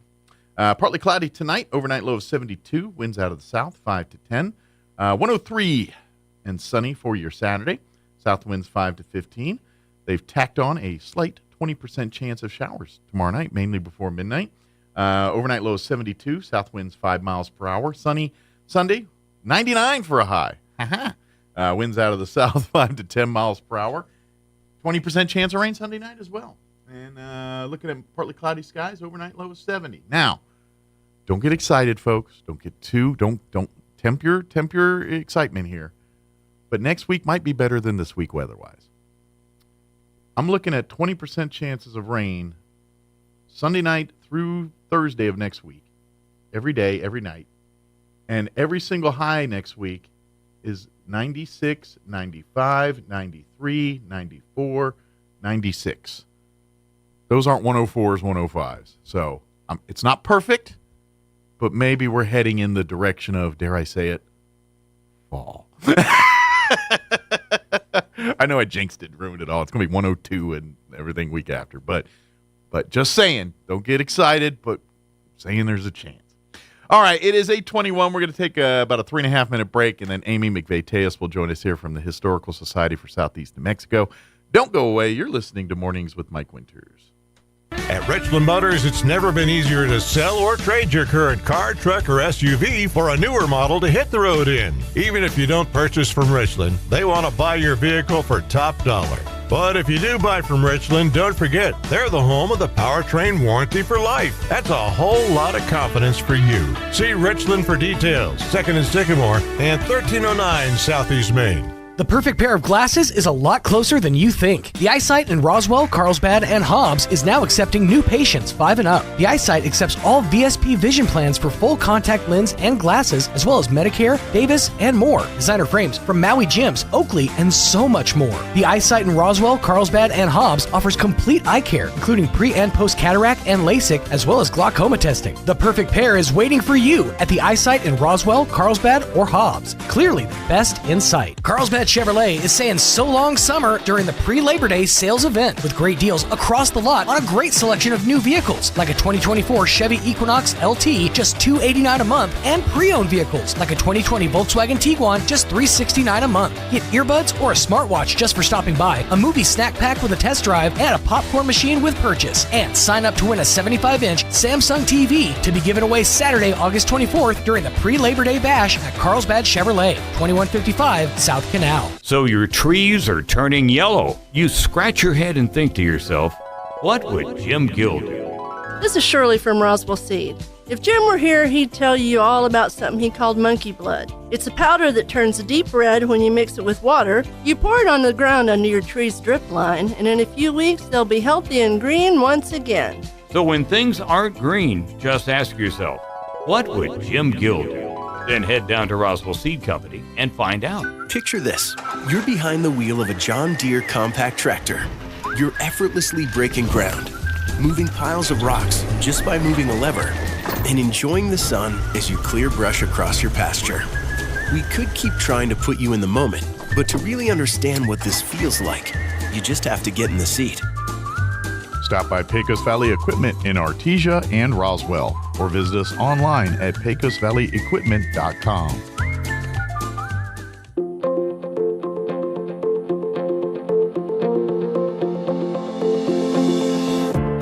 Happiness isn't about getting what you want all the time. It's about loving what you have and being grateful for it. Hi, this is Pastor Troy and Julie Smitherman for The Joy of Marriage. As people, we can get so focused on what we don't have, we don't appreciate what we do have. We can make ourselves miserable, angry, and even depressed by focusing our thoughts and words on the negative. Take a look around and find something to be grateful for that your spouse does. It will change your attitude in your marriage. 1 Thessalonians 5:18 says, "No matter what happens, always be thankful, for this is God's will for you who belong to Christ Jesus." Take it from me, I was such a negative person, but by renewing my mind with God's Word and learning to be thankful, it changed my life and greatly impacted my marriage. If you have any questions or would like further information about the Joy of Marriage Ministry, please go to jomconference.com. The Labor Day Savings Event is on now at Roswell Honda with scorching savings across the lot on a great selection of vehicles like a 2023 Toyota Tacoma priced under $34,000 or a brand new Honda CR-V for under $36,000. In the service department, take $10 off your next oil change and tires are buy 3, get 1 free. Then join Roswell Honda Saturday, August 31st from 10 to 1 for free food, stuff for the kids, and your chance to score a 4-burner gas grill and $200 Super Meat Mart gift card. The Labor Day Savings Event on now at Roswell Honda, 2177 West 2nd. Here's a Mornings with Mike Winters fun fact. Bamboo plants can grow up to 36 inches in a day. So if you're told you're growing like a weed, you can say, "No, I'm growing like a bamboo." Here's Mike Winters. And good morning. It is 25 minutes after 8 o'clock, and joining us in studio this morning from the Historical Society for Southeast New Mexico, Amy McVeigh is back with us. Good morning. Good morning. Happy Friday. Happy Friday. How are you today? I'm great. Love this time of the year, Mike. You know us. Well, she was telling me in the off break how her husband tonight's going to need like 3 hands because he's going to have, what basically he'll be at one game and have the other two broadcasting in some way, shape, or form. Rest assured, if you see backpacks, it'll be the iPad for Artesia, the iPad for Roswell High. So imagine he's going to be the Wool Bowl tonight because Goddard's at home. That's right. Roswell's in Los Lunas, so that's a haul to go see that game. That fortunately. We'll have it right here for you on the radio, for audio only. Obviously, radio. We haven't figured out how to put video on the radio yet, but we do have live streaming video of the game as well. KSVPTV.com. We didn't get permissions until like Tuesday, Wednesday of this week. So we didn't anticipate it because once you get up in that area, then it's kind of like West Side Story and the Sharks and where you got territories of who can broadcast and when you get up in that area, there's a thing called ProView and they actually have rights purchased from the NMAA, so that's why we can't video playoffs and stuff because they have the rights for all that. Sure. But when you get in the Albuquerque area, they've locked down those schools and those things, and so we come into that area just up there and it's not even just Albuquerque. Sometimes it's Four Corners. Your ProView kind of covers a little bit more north. I see. And so we go into these certain towns, and they say, no, you cannot video. We don't have a place for you. We don't have room for you. ProView has right to do that. They can't kick us out for radio. But sometimes we get into certain areas, and they say, no, we don't have, and so they won't let us. There you go. So woohoo! Fortunately, we got it locked down here in the South. Yay! So Artesia, Carlsbad, all these places, Hobbs, we're pretty welcomed and no problem. But when we get up to Albuquerque and get out of here, it gets a little interesting. We just love that this time of the year. We just got done enjoying the Olympics, Little League World Series baseball. We've got football. We've got soccer. It reminds me, if you care less about high school football but do kind of like sports, tonight is week number 2 that the Savannah Bananas will be on national TV we for saw 5 Fridays. Yeah, right. This is Friday number 2 of 5. They're on if you have True TV, which is if you watch Impractical Jokers, that's the channel that shows that pretty much 24/7. On Friday nights for the next will be 4 after this one and 3 more. Beginning at 6, they're going to carry the Banana Ball on TV, and I watched the first one. They were in Norfolk, Virginia last week. And that was fun to watch. It was the first time I've seen it on TV. See, my grandson clicked last night thinking it was on last night. Friday then he realized that it's tonight. Yeah. So just I wanted to put it out there. Week number 2. If you missed it last week, want to check it out. It's I think it's around 6 or 7 tonight on True TV. We're sports fans, Yeah. So we just got all for the love of all these games. Absolutely. But I was just throwing it out there. No, that's now, good. Now we'll go historical. We've got a lot going on. It's been busy. Of course, we just had Heritage Dinner here a week ago. Yes. Another success. Thank you to everyone that participated in this year, whether you bought boxes or bought a bundle or paid it forward or came out and bought some bread, and which that bread was pretty good. I finally worked through all of it here over the weekend here. I think the Ackermans bought like 3 loaves of bread. Well, and I bought it before everyone started because I knew. I you got to jump on I got out there and I saw. You got to watch out for Travis with the pile of bread. And I'm like, every year I wait till the end and I miss it. They're gone. I said, nuh-uh. Before car one showed up, I handed him $10. I said, "Give me a loaf of bread." I stuck it in my car, and it squirreled it away. there you go. So I'm going to talk fast because we've got a lot to talk about. Yeah. But first of all, on behalf of the Historical Society for Southeast New Mexico, we want to just congratulate Troy Hayes. We honored him for his impact, but his impact and legacy continues in honor of his lovely wife, Linda. So just a quick shout out to some of our sponsors, because we say this and I think it gets redundant, but I don't care if it's redundant. We're going to show appreciation. It's a lot of these same companies impacting. Corporate sponsor Xcel Energy. Thank you, Mike, and all the amazingness of Xcel. Bundle sponsors FM Nelson, honoring the Morgan Nelson. Woohoo! Troy Hayes, he spread the love. Matt and Carol Cunningham and Veterans Outlet. The Roswell Chamber, Roswell Livestock, and Bank of the Southwest. Again, generously donated so that we can give back and impact our volunteers. Awesome. Scholarship donations. So individuals that donated money in honor of Troy, helping make scholarships available in May. And huge shout out to a couple of individuals that made additional scholarships happen in December for New Mexico Youth Challenge Academy. Nice. That was Mary Ellen Johnston, the Alfredo Garcia family, First Roswell Company, and Tom and Tim Jennings, giving us donations to help make scholarships possible. Just a couple of other things. Awesome. TSI Family Fund, John and Mr. and Mrs. Bassett, the Lodwick family, Diamond Little Properties, Dr. Thomason, the Ramages, and Mary Featherstone. You know, when we say those names, I just can't express our appreciation. Times are hard.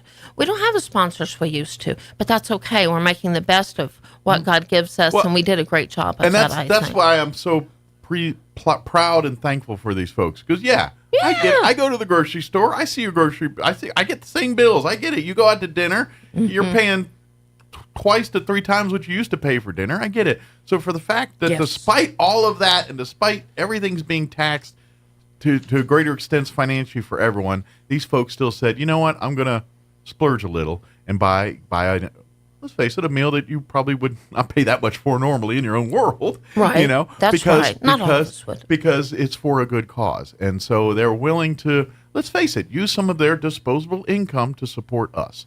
And that is so greatly appreciated. Now we're going to shout out, talk about one of your favorite topics, and that's the food. Yes. The amazingness of Peppers, Robert. It was a 10. The Rose, and everybody. Your amazingness continues. What else when you mic drop time and time again, we'll just mic drop again. I got great compliments. I got one saying the shrimp alone was a meal. One lady made 4 meals out of that one box. I should have, but I'm fat. That's my problem. That's so funny.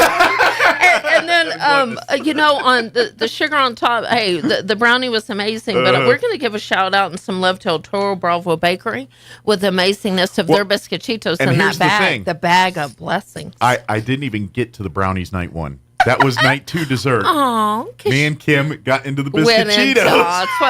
And hey, shout out to El Toro Bravo Bakery. I'm not going to lie, my grandson was helping me work last night in the archives. There were some bags left, and there is one bag left that does not have biscochitos. And you know what? That's the thing. You can't eat just one. Next thing you know, the whole bag's gone. You're like, man, what happened? There was a whole bag here, and they were gone. Oh, that's so funny. And by the way, thank you. That brownie was a 10 as well. Yes. Like I ate it the next day, I was like, oh dang, because it was a lot going on with that brownie. There was like chips and swirls and all kinds of stuff. And but I did not eat it night 1. I was like The biscuit, and of course I was kind of full anyway, and I was like, "Oh, brownie, I'll just eat a biscuit Cheeto or two," and then the whole bag got You know what? I agree with you, though. Yeah. We could make the second night, even with the dessert, because it was so much. Well, and my wife did make 2 meals, because what we do, and I'm sure a lot of couples do this, is we split everything down the middle. So half the chicken arpois, half the prime rib, and then the sides are the same, so everyone got their own potato, own vegetables, and we split the shrimp. And I went 3, she got 2 because she's nice like that, knows I love shrimp. See, I didn't get home till almost 8, and our baked potatoes were still warm in the foil and everything. We ate at about 8. Good, So thank you. We have a lot of things going on. Yeah, we got to Words cannot express what we, and if you are listening and say, "Oh, I missed the Heritage Dinner." Just had a lady that did that yesterday. We received an additional donation. I'm going to give a shout out to Wanda Davis. She missed our dinner. She has never missed a dinner. What? Oh, Wanda Davis missed our dinner. She was out of town. She sent a check in, and that can continue. How nice So let me give you 2 things. If you want to make a donation, making scholarships possible in honor of Troy Hayes and the legacy of his wife, Linda, it is not too late. We always need additional scholarships. Number 2, if perhaps you may not have the money, but you want to share the love, we continue to give boxes of blessings to Troy Hayes with letters of appreciation, thanking him for the impact. Just got one from Youth Challenge yesterday, just got one from Peppers yesterday. We're going to continue to do that. Absolutely. Send the letters to 200 North Lee, and we'll share the love to Troy. It needs to. Yeah, it's and just the gift that keeps. Well, and he's always wanting to do more, do things, and then that's him. But we are almost to a point of annoyance to say we are going to remind you how much of an impact you make in this community. And for every time you do one of these scholarships, you're touching someone's life. We are. We're impacting. And there's hundreds of lives you've touched over the years. And we have now. We can officially say we've impacted lives of hundreds. I really think that's really cool. and we can multiply that. You know, it's pretty easy in numbers. Give us more money, we bless more kids. Absolutely. And I want to see I want to see the Roswell Daily Record where we have to take out a whole page for blessing kids. Absolutely. So, coming up next week, our blood drive mic, somebody's going to get some blessings. We're almost full, and I think we may be full. But if you want, call the museum at 622-8333. We have really cool blessings for the blood drive, 12 to 4. It's now we're getting back into school, but this is a time of year where they're really low. They are. And it's filling up. So I think we're almost full, but that's okay. If you have the opportunity, call at 622-8333. We'll plug you in, and I'll connect with them. Yeah. Don't say, "Oh, they're full, so I can't." No, let's work together on that. And I'm telling you right now, Amy overdoes. Oh, we've got some goods. Every time the Historical Society, every time we host a blood drive. All of them. So we always give too many things in the bus, and then you can't get through. So they're like, "Amy, where do we put all this stuff?" And I'm like, "That's your problem. We're going to bless them." That's right. So the blessings overflow.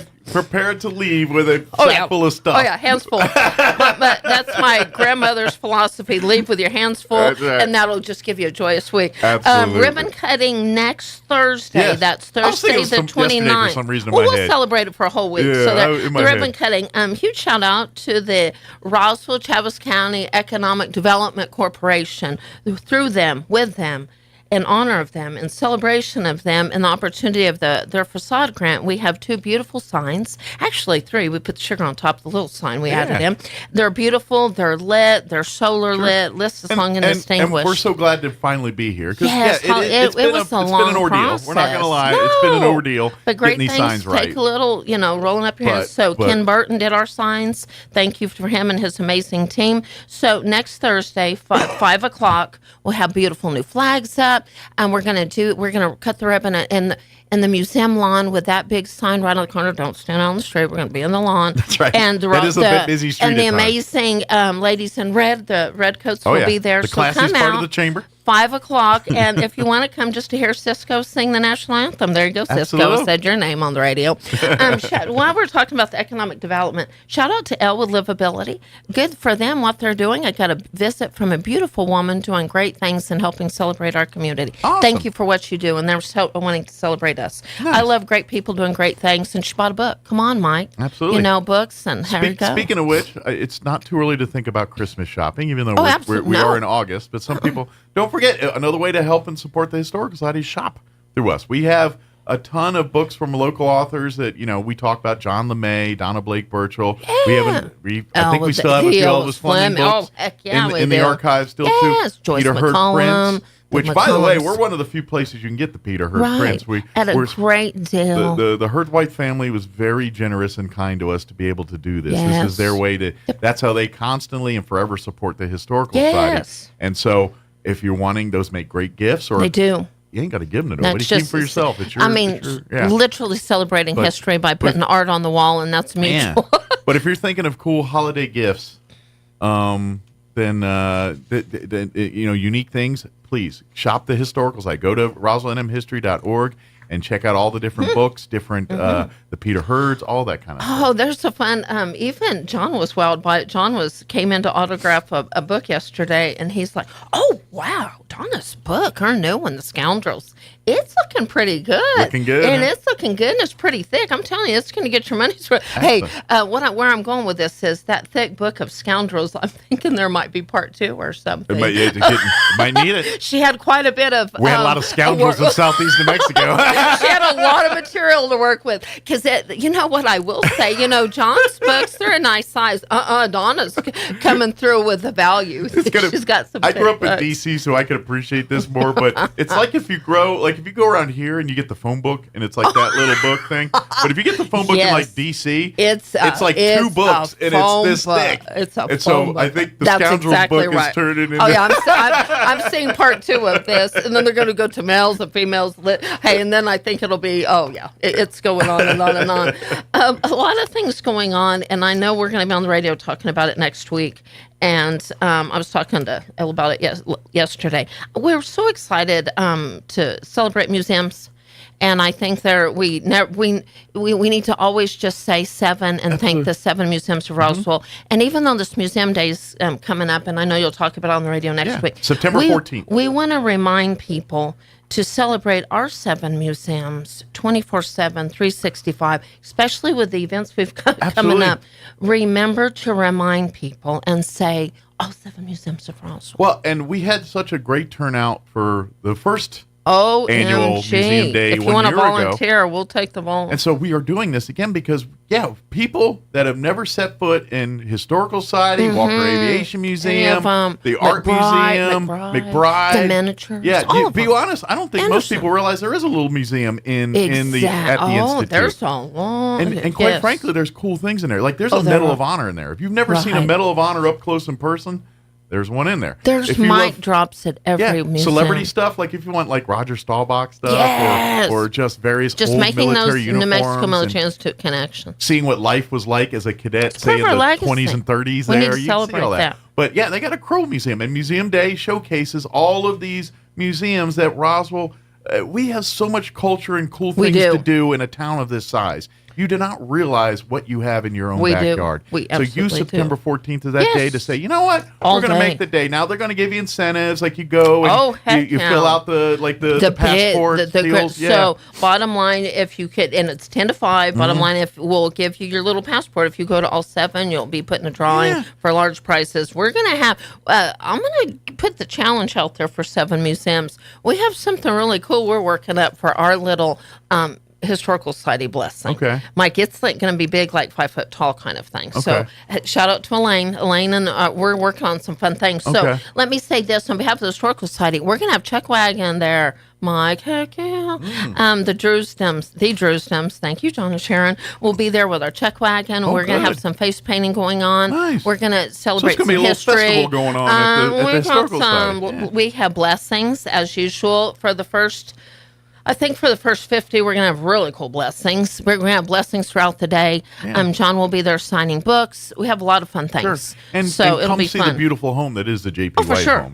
For sure. And don't make it a day and go to all 7. The one thing that bothers me is, it really, really bothers me, because when we meet, we was like, they have to spend 10, 20, 30 minutes. No, if you only have a couple of hours, I would rather you go to all 7, realize the amazingness, so you can go back and enjoy all of us later, rather than making it just about one of us. Let's celebrate all 7, and then see how many, like every weekend you go to another one or something like that. That's the beauty. Guess what, folks? that museum will be there on Monday morning when you come back, when it's closed. And that's we're just trying to show you, hey, you got beautiful treasures here in your own backyard. Yes. Get out and check them out. Yes. And see what you got here, and everything from the International UFO Museum to us folks at the Historical Society to those folks down there at Walker Aviation Museum, all are celebrating Museum Day and all want you to come out and see all of us. The cool treasures that Roswell calls home and has. And so, and by the way, yes, get the passports, fill out for the prizes. But please, like I said, and when you do find places, you're like, oh man, I want to make a point to come back. Make a point, see it, and then come back and make. I have the Walker Aviation folks on every month, and the stories they tell me about, especially like during this time of year, during the summer, because that's when people go on vacations and things. And almost every summer, there's families that called Walker home at one point or another, whether as kids and their parents served, or maybe they served and now they're, You're so right, Mike, because I'll give you an example. A lot of them are the same individuals that will call us. Yeah. May not have time to do a tour of the museum. Rest assured, they're going to go into our archives. They're going to look in those city directories. They're going to make unique connections. Absolutely. That's what it's all about. And so you get those unique and so you know what? If you want to go one step further, go be a docent. Historical Society, we'd love to have more docents. We're always looking for more. We always but I can tell you the other museums are probably equally looking for volunteers to do that. I think I would love people to spend a little bit of time at all of them. So the more they're at one, they'll be able to talk about the others. Well, I really think that's what. And I think what you're going to find out is all the museums are connected in some weird. Because it's all guaranteed. Roswell. Well, and guaranteed. Because dang well what they're talking about at the Walker Aviation Museum. There's some stuff talking about the Alien Museum that are exactly the same. And and they we're the may Historical not have Society, to put, so we're everything. So we're connected. Yeah. I think everybody has their passions, and they'll come and say, "I'm really not into history," and what you find out, they're really into history, sports, whatever. Sure. We just want to, on behalf of Museum Day, I want to be one, to be quite frank with you. I want every day to be Museum Day. Absolutely. And every day, meaning it's not about us, one of us. It's about all of us. And we just want to celebrate the history of our area and the legacy of culture and art. Absolutely. So and then keep make the every day growing. Museum Day. This is keeping this stuff going and keeping the next generation and bring your young kids and showing them. That's part of this Museum Day, too. I think it's part of this is as families, you're kind of sharing the history of their backyard and showing them where they come from. Mike, I think a long time ago when we made a life choice to be a beacon of light through some of our hard times and challenges, we continue to want to be a beacon of light. And one thing I want to challenge our locals to do is we have a bad habit sometimes of being Debbie Downers. And let's share love. And don't you dare say there's nothing to do. Now, we know that's off the table, but I hear it all the time. Embrace what we have so that we can share the love with everybody else. And again, absolutely. Come on now. Absolutely correct. Come and by the way, now. I bet there's still people like in New York City going, there's nothing to do in this town. And you're like, you're the busiest city in the world. There's nothing to do. People will say what people will say. You know what I mean? It reminds me of when we go to athletic activities and people say, why are you there? Yeah. And we say, we're here for the love of the sport. I heard that kind of thing in Embrace D.C. too. That, yeah. Yes. Like, embrace that. Embrace what we have to offer. The impact is great. It can be greater. Together, we're better. We are. And we have to get over ourselves. And on behalf of Character Counts, let's get over ourselves and find the good in our communities and share the love with everybody. The impact can be great. Talking about historic things coming up, mark your calendars for Saturday, October the 12th. Yeah. From 10 to 2, we're going to have a historic book fair. John will be there autographing his new books. We're going to have blessings. Blessings will overflow with, so our first individuals that purchase will get additional books. No, we are not selling off the archives. We'll say that every time. Yeah, let me. Here we go. Here we go. This is how it works. Is we have a blessed community. They make donations. They donate things that to put into the archives that are historical and we get some great stuff from folks. But one thing we do get a lot of is books. We get a lot of books, and we'll get a lot of same copies of a book. So we may have, and these are rare books, but we may have 2 or 3 copies of them. We don't need 2 or 3 copies. No. We need one for the archives, maybe one other, just depending. So what we do is we'll take the best preserved copy, the one that's in the best shape, the one that has the least issues with it. That's ours. We're keeping it. It's going to the archives for the rest of history to have. But if we've got 2 or 3 of these books, then from time to time we have these historic book fairs and we offer them up. And people can come and buy them at a discount price, but that money turns around and goes back to the Historical Society. It pays for archive stuff or these programs or Museum Day or many of the things we do. Or fixing leaks in the roof or whatever. Example yesterday, Gary, if you're listening, he's a silent angel of ours, and he can stay that way because that's where he wants to be. But shout out to Gary. He came in, Mike, with bags of books the other day, and he said, got a book fair coming up. I want those to all go to help you. We also have additional copies. Before I forget, there's so many things. Dewey Johnson autographed extra book, his books. If you missed our events, All for the Love of the Game, his new book is autographed, and we have them only while supplies last. That one will smell different. Like all the others will smell like old books. That'll smell like new books. Yes. So let me ask too, because this is something that people ask for too. Is a lot of times we'll get books that aren't necessarily valuable, but they're old and cool looking. Yes. And so people like to buy those for decor and stuff. Do we have some of that for this fair? We do. Okay. And if you have some of those and you don't know what to do with them, we'll take I'm going to give you a perfect example. And I love some of these ladies. I won't mention their names.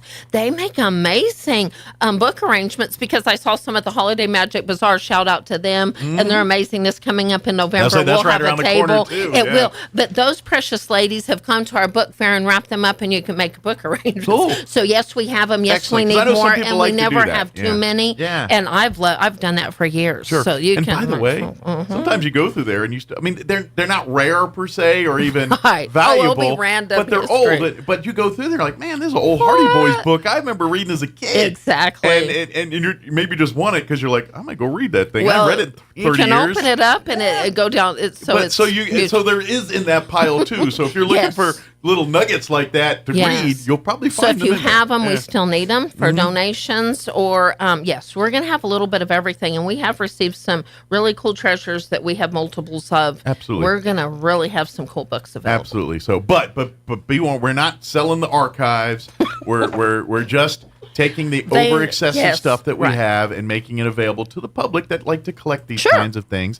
And plus it keeps in the vein of what people donate, because people donate to us because they want to preserve or they want to support the Historical Society. And so we've already got it preserved.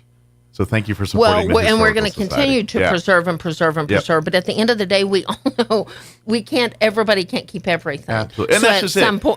We're it's a fine line between archive and pack rat. I get that look exactly. And Mike, I get this look so many times when we tell people we're running out of storage, and they'll look at both of our buildings like, "Are you crazy, lady?" And I'm like, "No, we're not crazy. We have a lot of valuable archives that we treasure, we preserve, and we keep them secure." Maybe that's the thing we do. It's like maybe during like Museum Day, do a drawing where you let maybe a handful of people just walk through the archives just to see the volumes of things that are in there. We have special. Yeah, that's right. Hey, let me just put the challenge out there. Just fun things. We love to have fun. We're going to always have fun. No matter what, through it all, we're going to have fun. If you call the museum, 622-8333, you say, "Amy, I want to become a member and I want a special tour." You got it. I'm going to say it. We're going to make it happen. You want to see the attic? Yeah. You want to see the basement? You want to see something special? John LeMay, Elaine, our sweet actors, that you want a special tour? We'll give it to you. 622-8333. We need members. We need members, Mike. We need members. Well, as low as $30. And membership can be, you can be members as a couple, individually, as a business, or a nonprofit, as an entity, organization, all of the, but we have various levels. There's perks. Obviously, you get the newsletter, you get things, you get, shout out to Ballard's. Ballard Funeral Home just renewed their membership the other day, and they gave me some information celebrating their legacy of history. That came to mind because they just renewed the other day. And obviously, people that are members, we do, when they make requests from time to time, we jump through those hoops for them because they are our members. And celebrate their history in the newsletter. If you're renovating a home, you're doing something, we want to do a feature. That's who we are. That's what we want to do. And then the other thing I'd like to offer, too, is because this is another form of income and keeps the doors on, the doors open, the lights on, is our archives facility is available for rentals as well, too. We can handle small get-togethers, small parties. There is a not commercial kitchen. It's a home kitchen, but if you need to heat up food or whatever for a little event, I don't think you're going to be making Thanksgiving dinner in there, but if you got food, you really could. You could. It's just going to take a while, right? And it worked for a family of 8. I don't know about a family of 30, but we could do but we got that, and I think it's a capacity is about 75 there. Right, so you could have 50 comfortable if you're going to do a sit-down formal meal, theater style. Just shout out to congratulations to the Leadership Roswell class. We'll be part of their first class. Shout out to that continued They always legacy. make a visit, usually that first class to the Yes, historical John LeMay will be doing his presentation, and I love the fact that one of the last things they do on their first day is take a tour of the museum. Absolutely. And Matter I of love fact, we're celebrating history. I think they're Thank having you. their opening reception the same day we're having our ribbon cut. Now that I think about it too. So it's next week. It's next week. It's the next week. Oh, it's so a week after. That's my exactly. brain is so. Well, it's okay if you're a week ahead. That's fine. It's like you're not a week late. So there you go. I can't. It's that time of year. Yes. Where I'm so kind of all next over the Thursday, place. come up for the ribbon cutting, 5 o'clock. Then the next, you're right. Then the next week we're gonna. Is That's the Leadership beginning of the Roswell, Leadership Roswell. Yeah, start. I thought they were all the same. I'm thinking all That's- next week's the same week. Well, we can get some things done. Because I'm thinking it's like next week, and then we're in September or something, Well, right? We're it's. pretty I can't close. believe it. I Yeah. can't believe it. But there's so much going on. RoswellNMHistory.org is kind of you can see everything we talked about here. If you want to learn more about the book fair, if you want to get books or anything like that, if you're interested in becoming a member, if you want to do a little shopping, all of that at our website, RoswellNMHistory.org. If you have questions, call 622-8333. If you need immediate assistance, you can text or call me at 575-915-4471. Follow us on Instagram, Facebook. A lot of fun updates, just different things going on. And definitely see us on September 14th, if not sooner. Woohoo. And That's visit right. the other. Trust me, if you've never been to Walker Aviation, if you've never been to the Roswell Museum and Art Center, Right. if you've never set foot in the If UFO you haven't Museum, been to one, start there. That's a good idea, Trust right? me, Start at each the one one you of your haven't been in. treasures, and please make a trip to the NMMI, the museum at NMMI. It is. To be honest, the first time I saw it was this past summer. Oh, The first good. time I Wow. took a tour of NIMI Wow. for family, and I walked, and I'd spent a good. Like they were still doing the tour. I was like, I'm just going to hang here and walk around the museum for a little bit. And I spent time just looking at everything. It's really cool. Special. You could easily spend an hour, hour and a half in I there. love it. We just love to walk on that property, that legacy, late 1800s. Yep. I'm just so proud to have that in Roswell. Absolutely. So September 14th is the day for Museum Day. But go see them between now and then. That's right. Don't wait until then, and then enjoy that event. Let's put it this way, and you're right. Go tour the museums now, and then on that day you can go through all of them and have a little bit. That way Because we'll have special That way opportunities. you can catch them all, get your swag bags. That's a do great all- idea. Do your heavy lifting now. You've got plenty of time. And then you can roll in, get your passport signed, That's show right. a couple things, and then move on to the next museum. That's exactly right. Well, as always, Amy, appreciate Have a great visit. weekend. You Thank do you the very same. much. We'll We see you next appreciate you. time, and don't work too hard and stay cool. There you go. Enjoy football tonight. Yeah, we will. That's for sure. All right, 8:55. Let's do your Red Apple Market Report. I'm still training my brain to say that. And a quick break before news. Don't go away.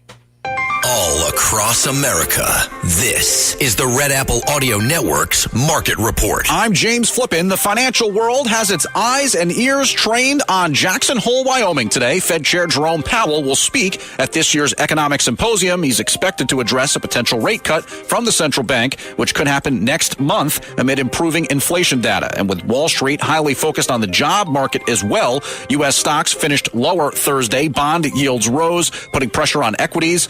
And also in economic data, we saw that jobless claims rose slightly but remain near healthy historic levels. July's new home sales are due today. We'll watch to see how moderating mortgage rates are making an impact on the housing market. In company-specific news, software company Snowflake saw its share price slip over 10%. Rising costs have taken a bite out of its margins, the company says. That said, Snowflake did beat Wall Street's expectations for its most recent quarter, and the company bumped up its full-year product revenue forecast a bit. Retailer Urban Outfitters sold off after posting downbeat same-store sales growth for its second quarter. On the whole, the Dow Jones Industrial Average yesterday fell 178 points. The S&P 500 and NASDAQ Composite also finished in negative territory. That's the Market Report. I'm James Flippin. This is the Red Apple Audio Network's Market Report. Red Apple Audio Networks remembers Lou Dobbs. Resort living can be yours. with 361 days of sunshine when you live at the residences at 400 Central in St. Petersburg, Florida. Now under construction. Call 727-205-8517. That's 727-205-8517. The residences at 400 Central in St. Petersburg, Florida. Go to 400central.com. That's the number 400central.com. Artesia General Hospital has welcomed cardiologist Luther Weathers to the team. Dr. Weathers is board certified with a subspecialty in cardiovascular diseases. He treats patients with genetic heart defects, heart rhythm disorders, heart failure, coronary artery disease, chronic high blood pressure, and other cardiovascular diseases. Call 575-736-8270 to schedule your visit with Dr. Weathers in Artesia or visit artesiageneral.com/cardio appointment. Se habla Español. Now's the time to get a great deal on select Kubota compact tractors. The LX Series is part of the #1 selling compact tractor lineup in the U.S., built with premium features and the comfort and versatility to make your land your own. Stop by your local Kubota dealer today. Right now, bring home select Kubota equipment for 0 down, 0% APR for up to 84 months, or save up to $2,300.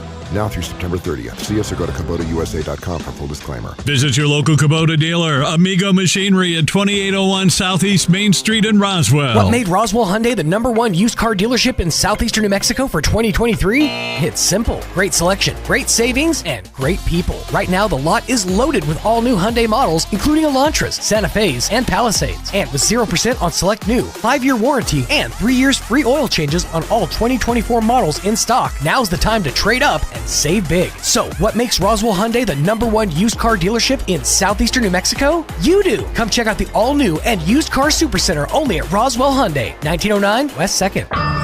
Clyde Lewis and Ground Zero is now in Roswell on 106.5 FM, KEND Roswell.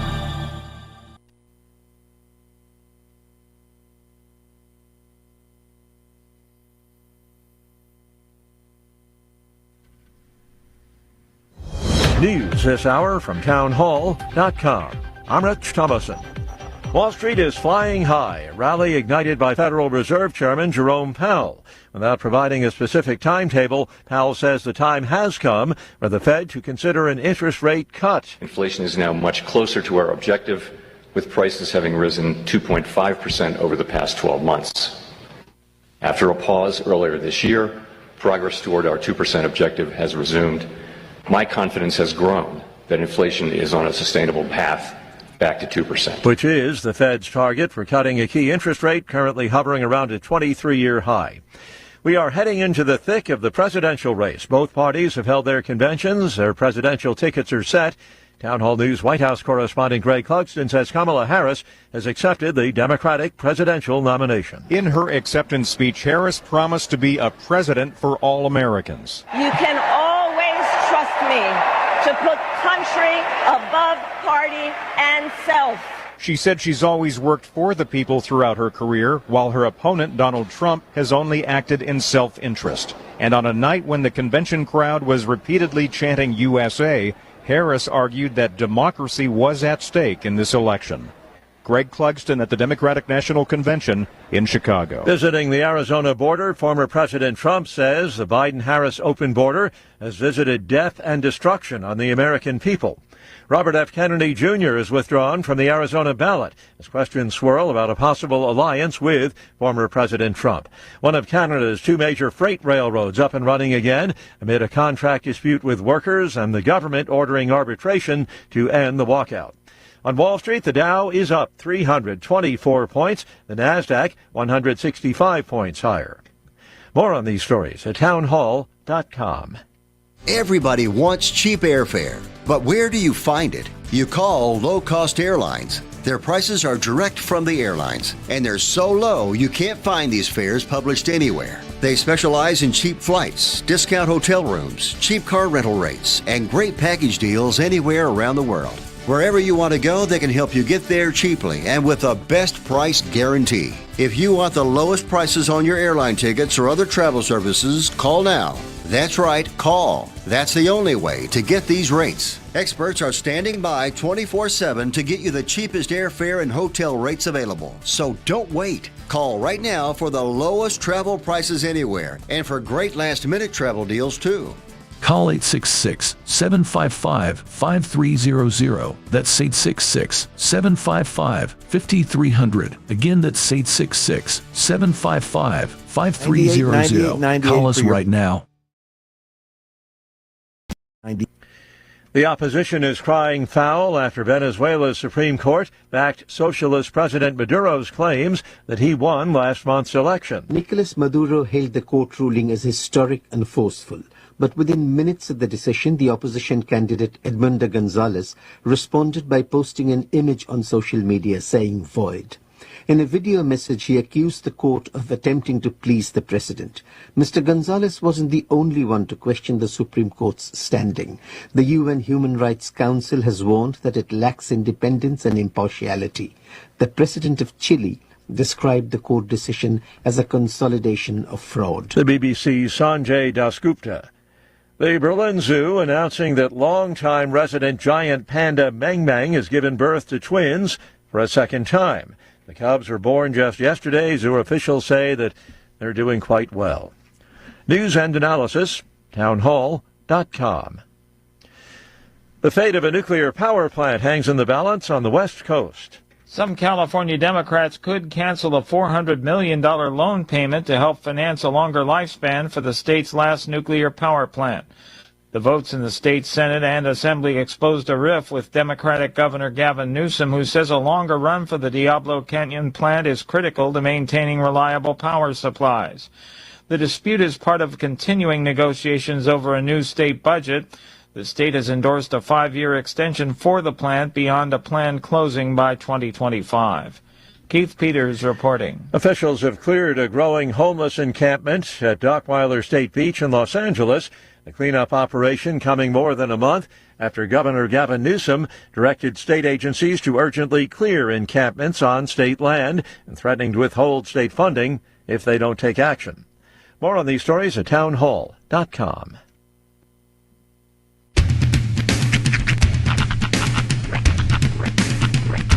What in the wide, wide world of sports is going on here? I promise you, whatever scum did this, not one man on this force will rest for 1 minute until he's behind bars. Now let's grab a bite to eat. Yeah, come on. I feel the hot wind on my shoulder and the touch of a world that is older. I hit the switch and check the number. I leave it on and then I slumber. I hear the rhythm ringing through it. Flamenco guitar and cumbia music. I hear the talking of the DJ. The travel listen, what does he say? I'm on a Mexican radio. I'm on a Mexican radio. Broadcasting live from high atop the J.P. White Building in downtown Roswell, New Mexico. It's Mornings with Mike Winters on 106.5 Roswell's Talk FM. Is that what I sound like when I talk? Now, here's your host, Mike Winters.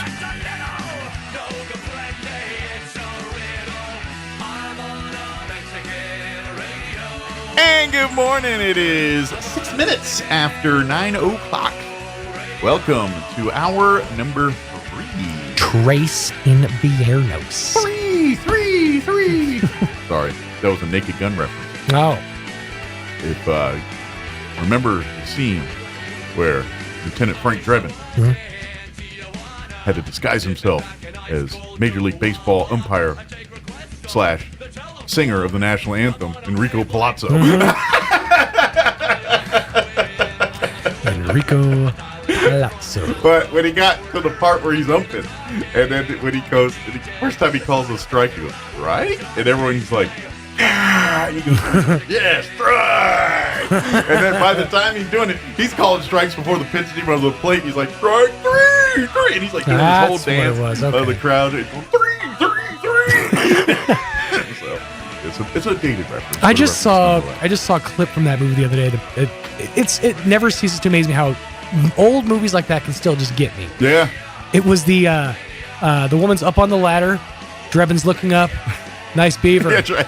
And she hands him the stuffed taxidermied beaver that she just had stuffed. That was a very famous lady, by the way. Was it? Priscilla Presley. Oh, shoot, that's right. It was, huh?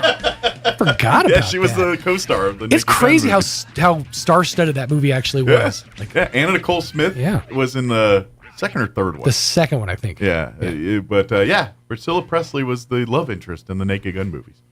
So I had a moment of like a reminder of how old I actually am the other day. Yeah. I brought up the Anna Nicole show. Uh-huh. Roy had never heard of it. You know, I could see that because in all fairness, it was white hot. Yeah. And when she passed and everything, and then the darkness of that story came out, it kind of just dropped off the face of the earth.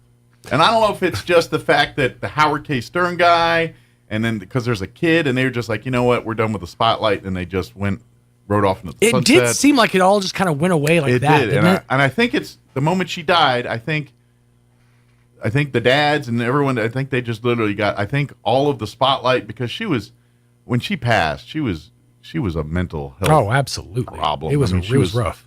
Addicted to drugs. She was just, well, it's the price of that job. You know what I'm saying? You know, when you get in there because of, your assets and things and become famous and make a living off that, right. At some point, that only gets you fades. so far. And granted, yes, I mean, it all started with her marrying that 800-year-old dude and all that other stuff. So it was weird from the get-go. But I think after she died, I think people in the family that maybe weren't around just said, we're done with all this. Get the kid. Let's go and live a normal life with this and raise this kid right. I think, the dad ended up getting the daughter. Yeah. Howard K. Stern, I think he got just a bunch of money. He's just faded into obscurity. Well, he was kind of he always looked like the glamour-on. Yeah, yeah. He looked like he's trying to ride the coattails of her and, be her. Basically, she was his sugar mama. But at least that's the impression that the world got. Right. And then when she passed, I think there was a little controversy about who gets the kid. Is it Howard K. Stern? Is it the actual biological father? And I think biological dad ended up getting and I think the that's daughter. why we don't hear from him anymore. I think the dad said no. Well, he did. He took her and basically said, we're going into hiding. We're done with this craziness. We're moving to the Midwest and starting a farm. Actually sat down and watched the Anna Nicole Smith show. There were some episodes you're like, man, this is going down some real. You're like, at what point is how much of this is scripted versus how much we're just watching life unfold and dishevel before our eyes? Just a human train wreck. It's not the nicest thing to say, but it is one of my favorite things at this stage in my life to watch the girls that I grew up with that hot was their one thing, and that's just faded now. Not now. And now they're just humans. Right. They got to rely on other characteristics of their life to get through. Yeah. They end up getting traffic tickets now. It's a hard lesson. It is. See, if you stay ugly your whole life like me, you don't have to worry about these That's problems. what I'm saying. I planned this thing out from the get-go, man. I've been an Ugmo my whole life. Yeah. But now that you say that, and I'm just wondering if like TLC or something, because I've been saying like the John and Kate. I was talking about the first hour how they're dusting off these. Now I'm thinking, are they going to put the Anna Nicole Smith show up there? There's no way. No, Of course, that was more E Entertainment. Yeah, than, it was on E. Yeah, that's not their property. By today's sensibilities, there's no way a show like that would be able to exist today. I don't feel like. I say that, but then I turn on the TV and see shows just like that on all the time. It's sort of like that. The aura and the mindset of the mainstream Playboy girl is sort of faded away into obscurity. Like, remember the Girls Next Door? Yeah. But to be honest, there's so many now it just shifted from her to basically any musician or any, because like all you turn on E or We. I didn't even know E was still a thing. E or We or any of these channels. There's a Me too. And a Me. Well, I don't know about the Me, but because I think Me shows old. Yeah, they do. But the We and the E and all that, they're showing. They show a lot of these goofy reality shows like Love After Lockup or like some rap, like the Braxtons. I think that's one of them where they, and so they basically take former stars of the 80s and now stick. I mean, and all channel. I mean, there's a Sylvester Stallone one where they're following him around. Mm-hmm. There was a one for a little bit with the quarterback for the Steelers, Terry Bradshaw. Yeah, I remember that. They're giving they give these shows out. It does seem like on these channels all the time. The family reality show is sort of eschewed the new because for a good period, the Kardashian stuff, all that. Yeah, like. I'm of a generation that lived through VH1's Celebrity. Oh yeah, so those. I mean, they're bringing those back, by the way. Are they really? Like they've done 2 seasons of the not rehab, but the one where they stick them in a house and they do contests to get and win prizes for their charities. Oh, kind of a Surreal Life, like Surreal Life. Yeah, Surreal Life. Really? Yeah, they have them right now. I hadn't heard of any of the celebrities in this road. Like the one before I'd watched a little bit of, and Dennis Rodman was in it, and a couple. What's her name? The porn star with Trump. She was in it. Daniels? Yeah, she was one of the celebrities. Really? Yeah. So and that was a season ago. I think there's a new season of it. Okay, so the with celebrities I don't know now. Well, you'd know Macy Gray. Okay, there's one. Game's changing again. But I just remember a whole list of people I didn't know. O.T. Genesis. I think it's Genesis. Don't know that. Oh, Chet Hanks. Oh, he's in it? Yeah. Only reason I know him is because of his and stupidness on Twitter. Past that, he's not famous for anything doing things. Chet Hayes and his White Boy Summer. Yeah. Tyler Posey, Jose Canseco. Oh, and Johnny Weir. Jose Canseco? Yeah, Jose Canseco and Johnny Weir. Okay, so I've heard of a couple. Yeah. Well, I remember seeing the commercial, and they were just throwing off names, and none of those were the names. So I'm like, who are these people? Or that Fox even, like back when, I can't believe this actually made a show, and I can't believe people watch this. This was during COVID, and I need to wrap this up, getting everything going. But do y'all remember Fox did a show during COVID where celebrities pretended they were in Mars, and they had to do Mars missions? You know why like I remember Shatner that show? was in it. The girl from Modern Family was in there. Yeah, the bicyclist, Armstrong, Lance Armstrong was in it. Yeah.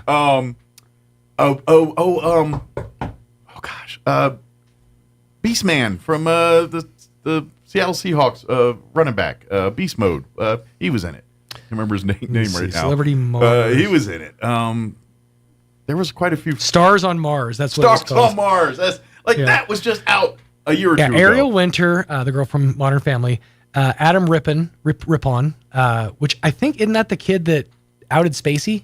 Probably. I think so. Tom Schwartz, Tallulah Willis, who's Bruce Willis's daughter, Natasha Leggero, Marshawn Lynch, Lance Armstrong. Yeah, Marshawn Lynch. Thank you.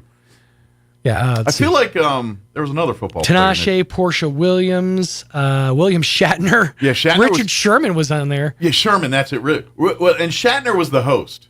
Shatner was not a contestant. Shatner was the host. Ronda Rousey, Andy Richter, Kat Cora, and maybe the best of all, Christopher Mintz-Plasse. Yes. McLovin was on Mars. Yes. Did you ever watch it? I saw clips. That was the best I was going to do. That show is, and I actually watched 3 episodes before I said, what am I watching? This is the dumb. They're not really even on Mars, and they're tricking like it's on Mars. Like, this is stupid. And I like how you said they're not even on Mars. None of us are, but I know it's a simulator. I mean, I get but it's a reality show. I get what they were going for. It just was. It's kind of like it's basically they were put through the same training module that NASA astronauts would have to go through. This is why you shouldn't legalize weed in California, because that show got on the air because of that. That's why. Now I argue. About 15 years before weed was legalized in California, there was a show about Steven Seagal and Wee Man trying to become a sheriff deputy and taking tasers. I mean, we've been watching lions eat Christians for quite some time now. That sounds like an Academy Award winner to me. Wee Man and Steven Seagal doing karate stuff. I'm in. All right, it is 9:16. We're gonna. Our guest couldn't make it today, so we're gonna replay our interview we had with talking about community Bible study with folks, pastors from Christ Church and Grace and another church. I can't remember off the top of my head. But it's a consortium. Yeah. So we're going to play that interview for you here in just a bit. But Foist, here's your weather. It's hot. But there's chances. Next week, I feel optimistic we might get better weather. That's right. I'm meteorologist Steve Hamilton with your Pecos Valley weather. It looks like that high-pressure system will be hanging around through the weekend. Very low rain chances and plenty of heat. Will be at around 105 for the afternoon high today. Lots of sun, a little bit breezy, low 70s and a few clouds for the overnight hours. 100 to 105 for the high on Saturday and sunny. It looks like upper 90s for our afternoon high on Sunday, and we'll stay sunny. I'm meteorologist Steve Hamilton. That's your latest forecast. Thank you, Steve. Currently 86 degrees here in Roswell. Humidity is at 29%. Winds are calm at the moment. We do have a heat advisory to once again for today, kicked in at noon through 8 p.m. I know they have to do these, but I'm like, dude, I'm telling you it's 105. Do I need to tell you it's going to be hot today? Do I need to have an advisory to tell you that? But I know, government. Sunny and 104 today. South winds 5 to 15. Partly cloudy tonight. Overnight low of 72. South winds 5 to 15. Saturday, sunny and 103. South winds 5 to 10.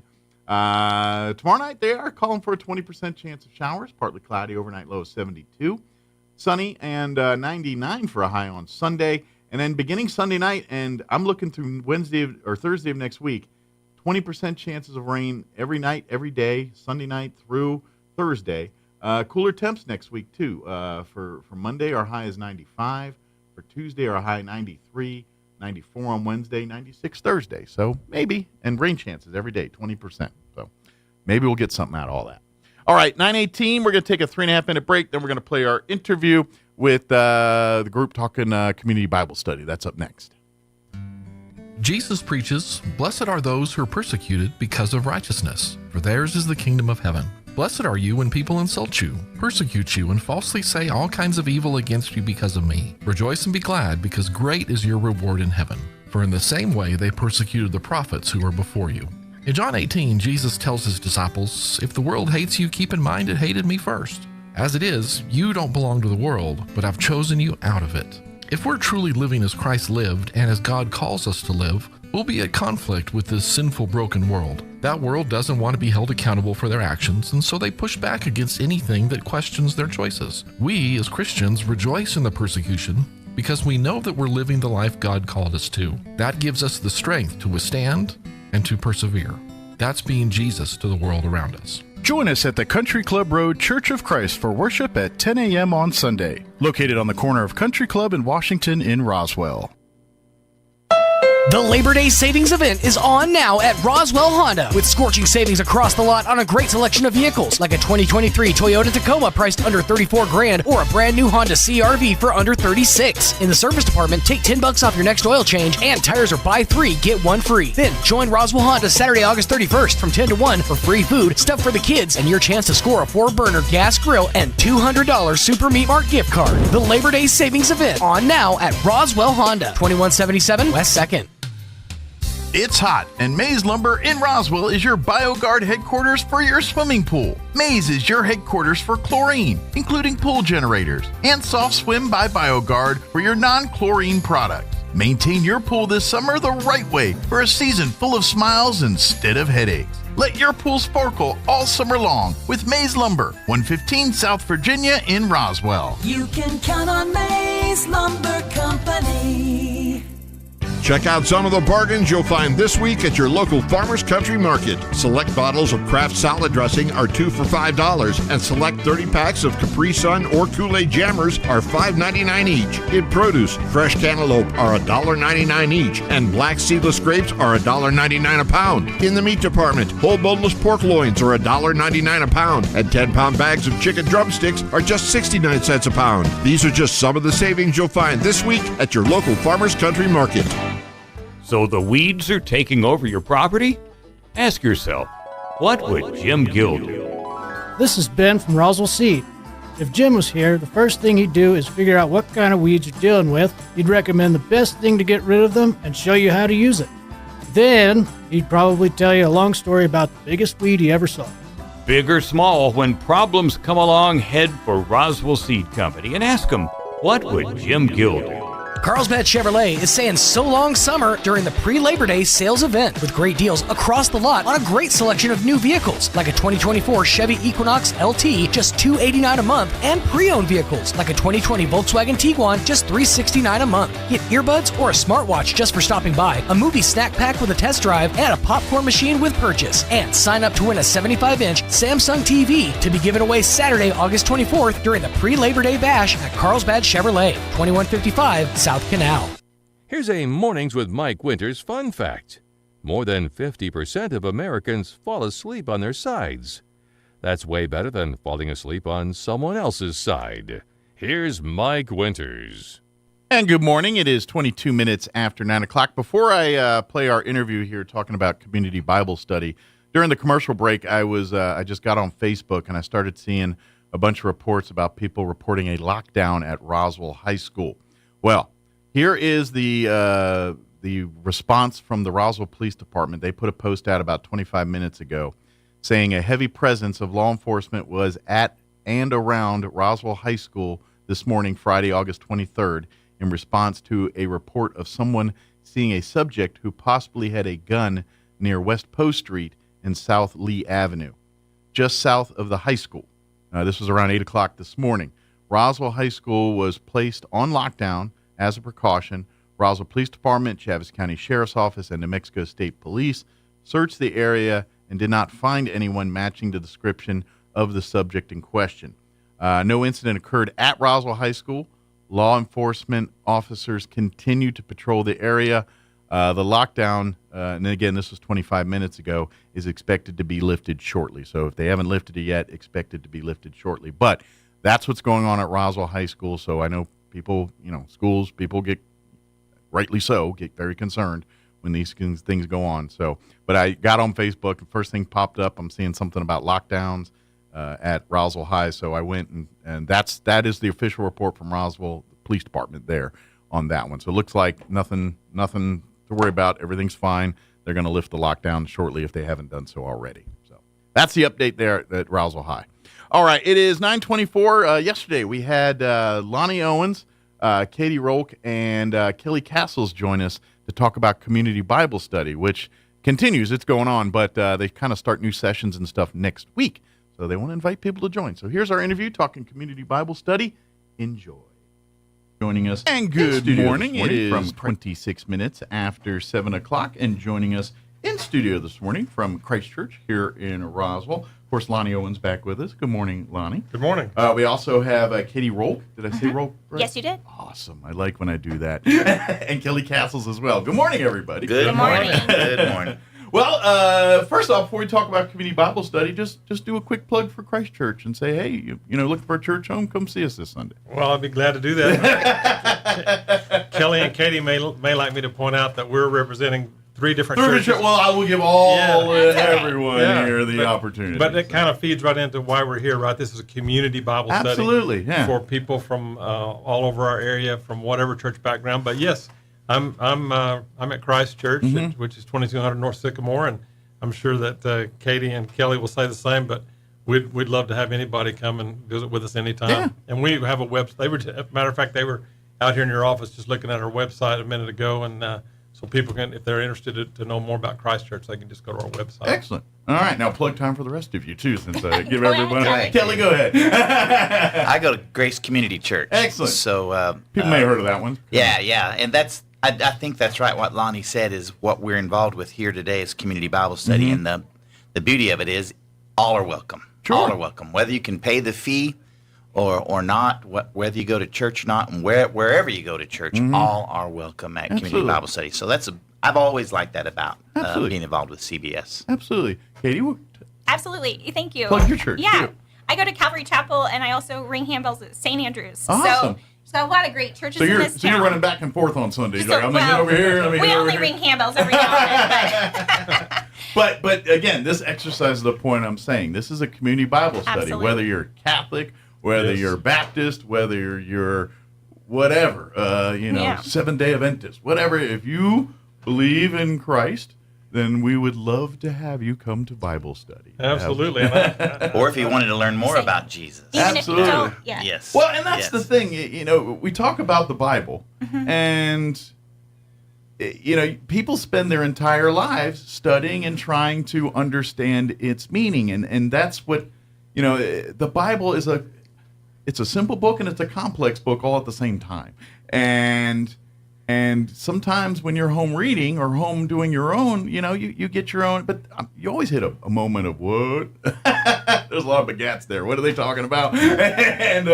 And so, you know, that's where community Bible study comes in, because that's where everyone talks. And to be honest, you're going to get different opinions. You're going to get people who will read a passage and say, to me, that means this. And then someone else will say, well, I don't know. I think it's intended to be this. And then there the discussion goes. And so, well, you just said a mouthful there, Mike. I usually do. I mean, you said a lot of important things right there. Uh-huh. You know, one of the things in Proverbs, it says, as iron sharpens iron, so one man sharpens another. And the whole context for really church attendance, and according to Hebrews, is that we're to encourage one another. We're to meet together to encourage one another. So I love to realize that the Bible has a meaning, but none of us have it completely figured out. We're all learners, right? So we get together to help each other find out what does it really mean. Sure. And so what you said is really good. The other thing, real quick, I want to just pick up on that you said is, you know, none of those titles about church names or denomination names, none of that's in the Bible. In the Bible, it's either we're with Jesus Christ or we're not. And like you said, we just would like to invite anybody and everybody that wants to come and study. And if we have time, we'll talk a little bit about how CBS looks. We'll get Katie or Kelly to do that, but yeah, because it is a little bit of a unique model. Absolutely. And what we're actually talking about here with Katie, we got two different Bible studies going on right now. We have the community Bible study, which yourself and Kelly kind of run, and then Katie, you have the women's Bible study, which meets the next night. Now the content is probably similar. The lesson plans probably follow along, but we're using the same book this there year. You go. Yeah. But now because let's face it, sometimes you feel more comfortable in people that kind of share a lot of life experiences with you, and so this gives a chance for women in their own comfortable environment to share their thoughts on the Bible and try to grow and understand it together. Absolutely. And our class has childcare available. And so anybody that wants to come and study the Bible can have a 2-hour pause break while other women will take care of those children, love on those children. And so the moms can have a minute, or the grandmoms or whoever they are can have a moment just to fellowship in community with people that also want to learn, but they get it that moment. And to be honest, it's great for your kids. Absolutely. I mean, especially if maybe you're homeschooling or something like that. And so the one thing that it's kind of the drawback to that is socialization and kind of that with your kids. And you can get some of that while you're growing in your Bible study class. Yeah, this year we actually have we're doing a primary curriculum for homeschooled children. Excellent. And so it's an excellent way so to they're have learning a little bit too another while they're in teacher there involved. being babysat. That's right. Good. I just want to clarify real quick though before that theirs is a daytime class. Yes, that's during the day. Yeah, give the hours for your class, and then I know I'm all over the place. We meet from the women's class meets on Wednesday mornings at Christ Church, 2200 North Sycamore. Okay. From 9:30 in the morning until 11:30 in the morning. Okay. And then the community Bible study meets the day before. And they're both community Bible study. Sure, yeah. And all are welcome. We meet on women's and women's and else. we call it basically we say day and evening. That's the way we say it. So ours is we're studying the exact same book, the book of Matthew. Okay. We'll be on the exact same lesson that they're on. Okay. And we meet on Tuesday nights, 6:30. Well, 6 o'clock. 6 o'clock. We have a little bit of a meal. And then we go into our study, our core groups. We can talk about how CBS is pretty cool. You can learn the Bible in 4 different ways. Gotcha. You have a lesson that you do at home. Takes an hour. Okay. It makes you negotiate around your Bible. You just don't look at the section, the chapter that you're studying. But if you're reading Matthew, it may also have you go look in Luke or John, or maybe back in the Old Testament for context. Yeah. So it takes about an hour. It's very good. It teaches you how to move around the Bible, how the Bible's connected. That's and then an excellent point. People don't think about that, because the Bible, the way it's written, and most of us open cover, start When you hit the end, you're done. Yeah. And Bible don't work that way. Yeah. The New Testament means a lot more if you understand the Old Testament. Sure. And really the New Testament is just the completion of the Old Testament. But then we have our small groups where you go into a small group time for about another hour or so, and you go over your lesson with your group, your small group, the same people. You're with the same people every week. And then after that, there's a lecture time, 20, 30 minutes of lecture time about that scripture. And then finally, there's a little commentary that goes with the lesson that's in your lesson book. So you learn the Bible, that section of the Bible, 4 different ways. Pretty cool. Really very cool. I'm kind of curious because CBS, it's international, right? Yes, sir. This is not just something you have in Roswell. It's all over. Is the curriculum, so like say someone comes and moves here, like the middle, could they, in essence, pick up right where they left off if they came from Texas or Colorado or some other place? So, like, is the lesson plans that, like, kind of concurrent with the other CBSs around the country? If they're studying the same book. They're different. The curriculum is pretty broad. Okay. So, but we think that there's a little benefit to our 2 classes, the nighttime Tuesday evening co-ed class, and the Wednesday morning ladies class, who are both studying the same book. Gotcha. But if somebody moved from North Carolina and they were studying Matthew, yes, they could kind of pop right in, have a seat, and pick up right where they left off, so to speak. Well, and they can pop in anyway. We would welcome them at any time. But I'm just thinking if someone's new, it's like, I need a new Bible study, or they just moving. I was like, oh, there you go. When we moved here from law school in 1990, my wife was invited to community Bible study, the day class back in those days. And I would say the majority of our friend base that we still have today, the foundation, I guess, of our community in Roswell, what came from that class. Sure. And the good thing about it is you meet people from all across the spectrum, different churches. And I'll forever be thankful for community Bible. My kids grew up they're all in their 30s now. They all grew up in the day class. They were in public school, but before they went off to school, they were part of the children's program at Community Bible Study in the day class, and they learned so much. And we sing the songs that they learned to their children today. That's awesome. It is very, very cool. Yeah, it's a great legacy. And that's something we kind of, the ancillary thing of community Bible study, yes, you're growing spiritually, you're learning with others to come closer with God and understanding the Bible, but you're also making friends. And if you're kind of, like your social circle's a little light and you're looking for, places, people to mingle and do things with maybe outside of, your day-to-day life. Next thing you know, now you got lunch buddies, you got movie buddies, or you got, Friday night football buddies, whatever. That's the other part is, like you said, you come in, especially if you're new to the community, you come in, now you just got an instant network of new people to kind of be friends with, mingle with, and share lives with here. So. That's right. Thank you so much for saying that. Katie, would you go ahead and just talk a little bit, though, about how you said somebody could just pop in any given week. Why does that work? Well, each lesson is an individual lesson. It's self-contained in a way. Sure. I mean, it's part of a obviously bigger story. But each person's growth from within it could be different based on how they take it. Yes, and the Word is living and active, and so it will meet you where you are. And so every day you could just open up. You could start at lesson 12. You could start at lesson 18, and you're going to be able to start there and learn with us the rest of the year. And pick up whatever the Lord has for you in that space. Well, it kind of works just like Christianity. There isn't like, oh, sorry, this is the membership period. We're letting folks in. No, you come in whenever. And generally speaking, some folks generally find it at their lowest point in life. That's when they said, and that necessarily didn't work out at 9 to 5, Monday through Friday, or whatever. You know what I mean? That's. And so you pick up where it is, and where you found God is where you found God, and that's where you go. And Bible study is very much the same way. You join today, you're going to start today and start learning, and we'll get around to the other stuff you missed it the first time. I would say that it's even especially more true this year when we are studying the gospel. Sure. Because the gospel is so accessible. No matter if you've never opened a Bible before, this is a great time to come get in the lessons and learn. And I know generally speaking, because this time of year, it just seems to be that reboot time. It's like the kids start school and everything. So this is a perfect time to say, you know what?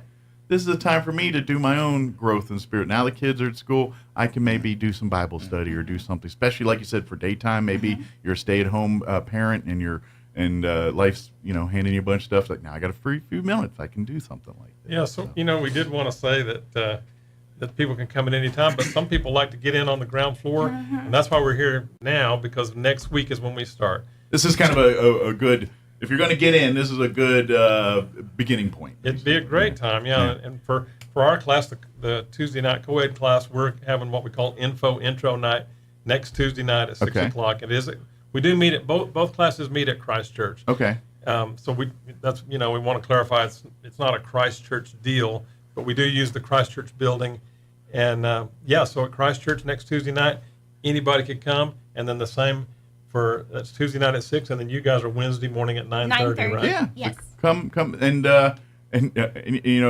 here's the thing: if you can't make it next week, don't feel like, well, I can't start the next week. If I miss next week, I'm out. No. I get it. Life happens, and maybe can't make the first one. Well, by golly, come on into the next one. Or anytime, There'll be food. There's always food. It's church. There is. That's right. That's the one thing we all know is if you cook it, they will come. That's right. But I just curious for your own personally here. How much, because now I'm just curious, were you guys did you do community Bible study in your own youth and things? How much because I'm curious to see the growth of it, someone that just started it versus, because everyone starts different spots and everyone, reading levels and understanding is different. But, it's for you, is how many, what, is it just been something a part of your life, or is this something you said, you know what? I was kind of that sounds all well and good, but now I start doing it. I'm like, wow, I'm really grown and learned a lot from this.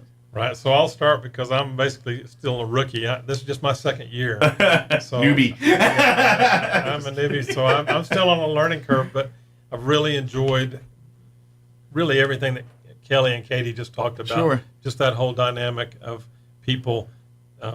We get the chance to study it on our own. Sure. Then come together, discuss it, and then all come together, for a brief teaching time. Sure. So, for these two have a lot more experience than I do. You're the ones that are kind of. So for you guys, is it something? Well, I had the pleasure of being in teen community Bible study under Kelly Castles for at least 3 years. So in Kelly's high school. By de facto a bit of a mentor for you. Absolutely. A little bit. Yeah. I claim Katie. I'm so proud. I claim Kelly too. So it's his fault. I'm just kidding. I'll take all the blame. All for the Katie. blame and Yes, credit. Got it all yeah. here. But then, so I would say that there's been 2 significant periods of my life where community Bible study has impacted me. That first was during high school, and then I had a gap period where CBS was not available. Sure. But after we moved back to Roswell, got into the women's class. I think I've been in that class I think this is going on my 8th year. Oh, excellent. It's my first year as the teaching director, but I'm just always amazed at how much depth and growth and richness there is in that community group. And it sounds like it really, you found it in life at that, let's face it, it's a real transitional point in life for humans. Absolutely. That moment from teenager to adulthood, arguably that's the most confusing time for a lot of people, because you're like, I want to do kid stuff and adult stuff. And so I imagine that you kind of fell into your world probably at maybe God put it in for a reason. Absolutely. I'm incredibly grateful for community Bible study and how the method that they use with the questions and focusing on what the Bible's teaching us. Sure. Not what a pastor on Sunday is teaching, but just what the Bible is saying. That's all you have to look at to be able to do the lesson. Sure. That how impactful that can be. Absolutely. Well, and I think, and I don't want to get church, but I also think too is what community Bible study does is, because let's face it, you go to church on Sunday, and depending on the churches, some are more ornate than others, but there's such a formality to it. Okay, we got to do the steps, we got to do the process. We don't do that right, then that's. And so I think people get that image of God, or that image of what it means to be godlike.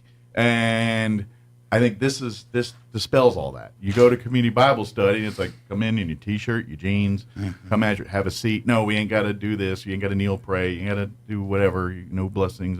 Just sit down and open the book and let's talk. Right. And that to me makes church relatable, where people might look at it as this reasonable thing and I'm not saying show's not the right word, but you know what I mean? Just part of a formal process, where Bible study is no, this is the informality of God. This is humans connecting and trying to understand the Word of God, and that's all it is.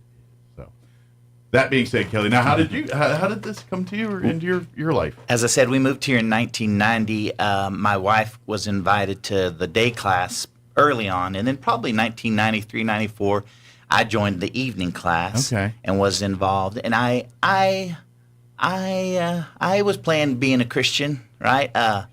If you would have asked me, I would have felt like I was right where I needed to be, that I had everything pretty much lined out. I could handle anything that came my direction. But when I went to community Bible study, I saw these men, and I'll say mostly the older men. Some of them were farmers, some of them were ranchers, some of them were oilmen, some of them were doctors, some of them were lawyers, some of them in my small group there the first few years. And I remember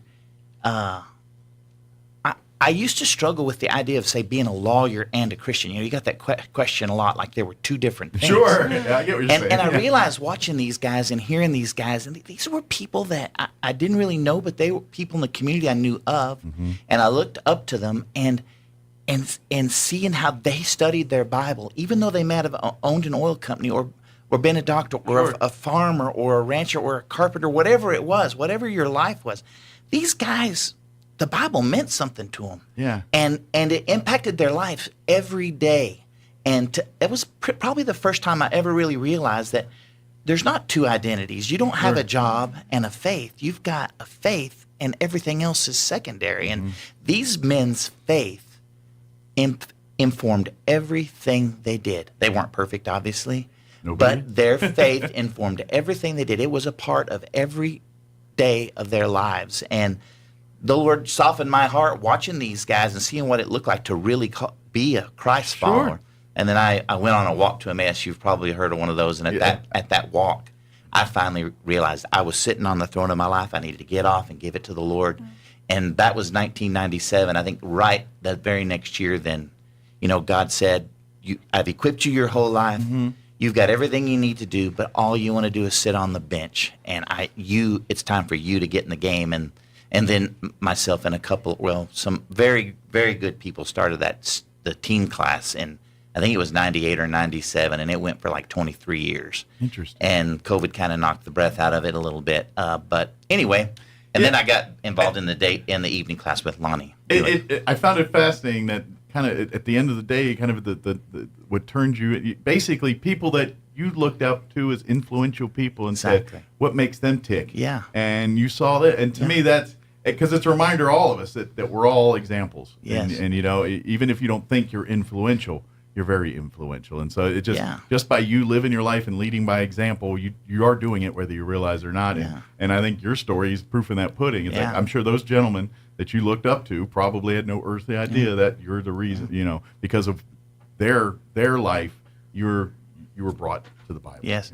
So a bunch of them. It's just interesting. A bunch of them have passed away over the years, but a bunch of them are still in my life, and I still look up to all of them. And they didn't preach at me; they just lived their life, and they showed me that the Bible meant something to them, and it informed what they did every day. And that kind of reminds me of something else too here. And I tend to get on diatribe, but I try not to keep this one short. But it kind of and this is what community Bible study does: is it kind of, regardless of expertise, background, and all that, you could be, quote unquote, consider yourself a theologian. Exactly. And you're on the same footing as the person that's never cracked open the Bible. That's right. And that's what we're trying to talk. And to be honest, each of you are going to learn equally, I think. I think that's, the more you know, the more you don't know sometimes. And sometimes you get set in a certain way, and that's what Bible study is. You may have just been reading it your whole life and thinking, this is it, and then that gets challenged in Bible study, and that's what it's for, is to do that. And so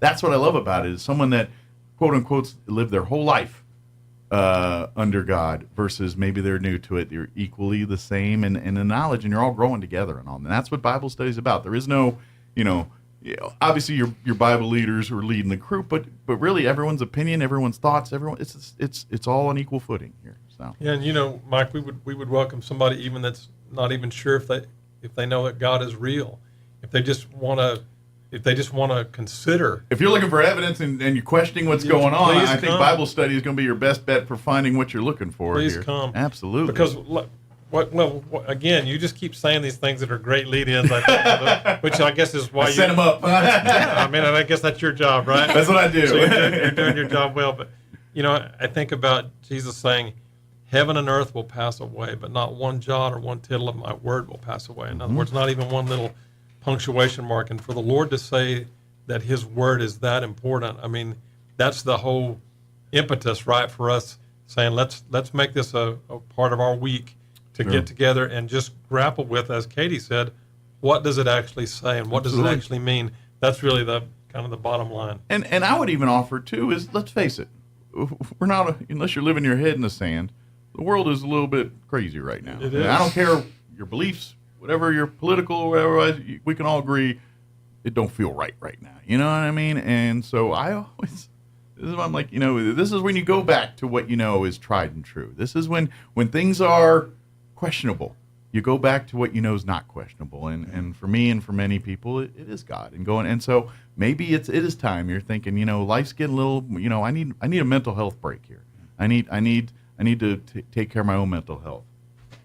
Community Bible study. There you go. There you go. There's your mental health right there. You get that. You get a firm foundation. No matter what your circumstances are, you've got something solid to stand on and build your life on. And it doesn't mean our lives are any easier as believers, but at least we know who's in charge. We know who holds the future. Well, when you have faith, the rest is going to work itself out. Yeah. And that's all. That's. And at the end of the day, you could get handed a big old barrel of stink. But you're like, you know what? It's going to work out. God wouldn't have put, and I believe this, God wouldn't have put it on my plate if I wasn't able to handle this. I believe that. And so I have to remind myself of that. Like, God thinks I got this. I better figure it out. But that's Community Bible Study. And it's understanding and coming. So please join us for the first one here. August 27th and 28th will be our opening nights here, opening days for those here. But by all means, if life's busy and you're like, I can't make it those days, please don't say, I guess I'm out. No, come the next week. Keep coming. If you can't make it every week, you can't make it. I mean, we get it. Life's here, but keep coming. Come at, when you can, every time. Sure, if you can come every time, that'd be great because, you're going to grow and learn a lot more. But I get it. Life's busy, and sometimes you miss weeks. Don't let that deter you. You can always come back. Even maybe you went years ago. You're like, man, I missed out, and I just kind of stopped going because come on back. Come back next week. We're kind of starting a new fresh start here with our curriculum. So let's go ahead and a good starting point here. So we did something really cool last night. If you have a few more minutes, yeah, it was her idea. So I'll let her tell us what we did last night. Well, there's something really special about hearing scripture in community read aloud, and so we gathered as 2 classes and at the Christ Church building for several hours in the evening. It only takes 2.5 hours to read the entire book of Matthew. Okay. And so you can read the entire gospel. And so what we did was we just lined up readers, people whoever could came and sat, and some read and some listened. Okay, so just a big group reading of Matthew. Big group reading. Night, yeah. How cool is that? Excellent. Yeah. I've never done anything like that before, and it was really, really neat to sit and listen.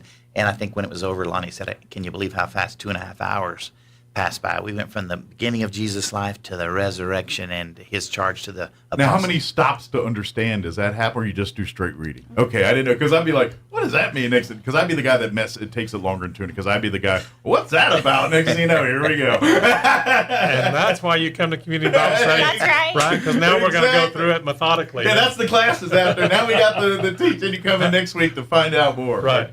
You'll be there on Tuesday night. There Right? you go. Absolutely. But please come check it out. Come. You don't have to. Even if you got nothing, if your world's great, come anyway. But if you are, maybe there is a void. Maybe you're dealing with issues. Bible study could help you navigate through that. Kind of give you the big. Okay. You may not walk in. It's not going to tell you how to, get your kids' hair braided on time or whatever. But it's going to give you the strength. Okay, now I know how to deal with my own life and manage my problems and deal, because I've got God's support. I've got that knowledge. I've got that wisdom. I've got that faith that I'm dealing with something pretty bad right now, but we're gonna come out on the other side in a better place here, one way or another. It's gonna happen. So, and I think Bible study reminds you of that sometimes. There's a promise at the very end of the book of Matthew that says, "Lo," it's Jesus speaking at the end of the Great Commission, and he says, "Lo, I am with you, even unto the end of the age." Mm-hmm. That's the promise of his presence, and that's what we all need. And so this year, that's a giveaway to the whole, to where we're going this year with Community Bible Study. But lo, he is with you, even unto the end of the age. So no matter how alone you feel, no matter how, difficult life is at the moment, you can live in a way that is in relationship with the creator of the universe. Absolutely. And there is some real power and wonder and comfort in that. Absolutely. So we would just invite everyone into that. Come be a part of it. Come see and come. At worst, you're going to meet some nice people, make some friends, and might have, at best, we've solidified your soul. And absolutely, that's the bottom line of life, isn't it? 'Cause, Jesus did also say that what would it profit us? What would it profit a man if we would gain the whole world, everything the world had to offer? If we could gain all that but lost our soul, that'd be a terrible deal. So yes, we are dealing with eternal matters and what's most important in life. And, Absolutely. But I would like to stress, Mike, that people can come, say next Tuesday night, if they just think they might be interested. They don't have to make a commitment. Just come check it out, see if Dip a toe. see if it seems like it would be a fit. And we're just fledgling in this, trying to get a children's program going for the Tuesday night class as well. Okay. So we're trying. We don't have that completely worked out, but if we're wanting to branch out to reach younger families, so if there are younger families listening, come next Tuesday night. Bring your kids. We're going to be ready to have something going for kids next Tuesday night and see what kind of interest there is. Sure. So what kind of we're numbers, trying to what build kind of that generate, on Tuesday night. Wednesday mornings they've got a well-run children's program. I mean, it's been going for how long?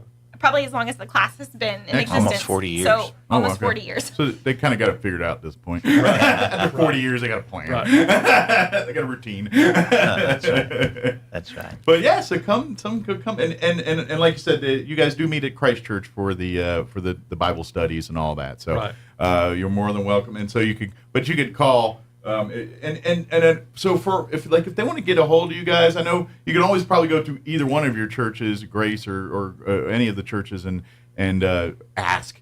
But is there actual community Bible study Facebook or something direct that they can go to? Yes, and we actually both classes have their own Facebook page. Well, or website. Our class has a Facebook page, and both classes have a website address. Okay. Our class has a Facebook page as well. Okay. I believe it's Women's Roswell CBS class, so something like that. And I see the one on here, the roswell.cbsclass.org. Yes. Is that kind of your blanket one? That'll, if you go there, you can find everything you need. That's a good general information page for the women's state class. Okay, very good. So if you want to do some reading and learn a little bit about what kind of curriculum you're going over and stuff, that would be a great way to do that.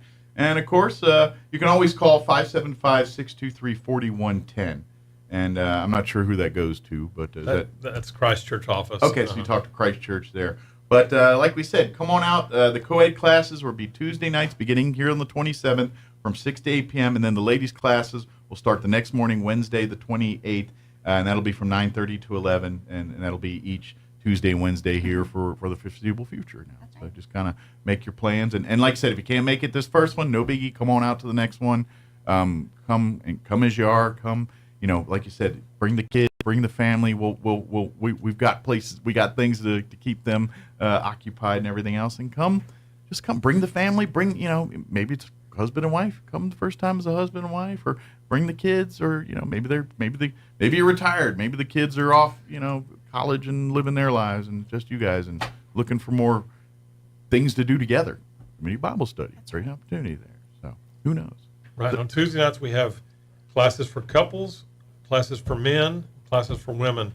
So people, single adults, we kind of have a place for. If you're a human being, we got a room for you.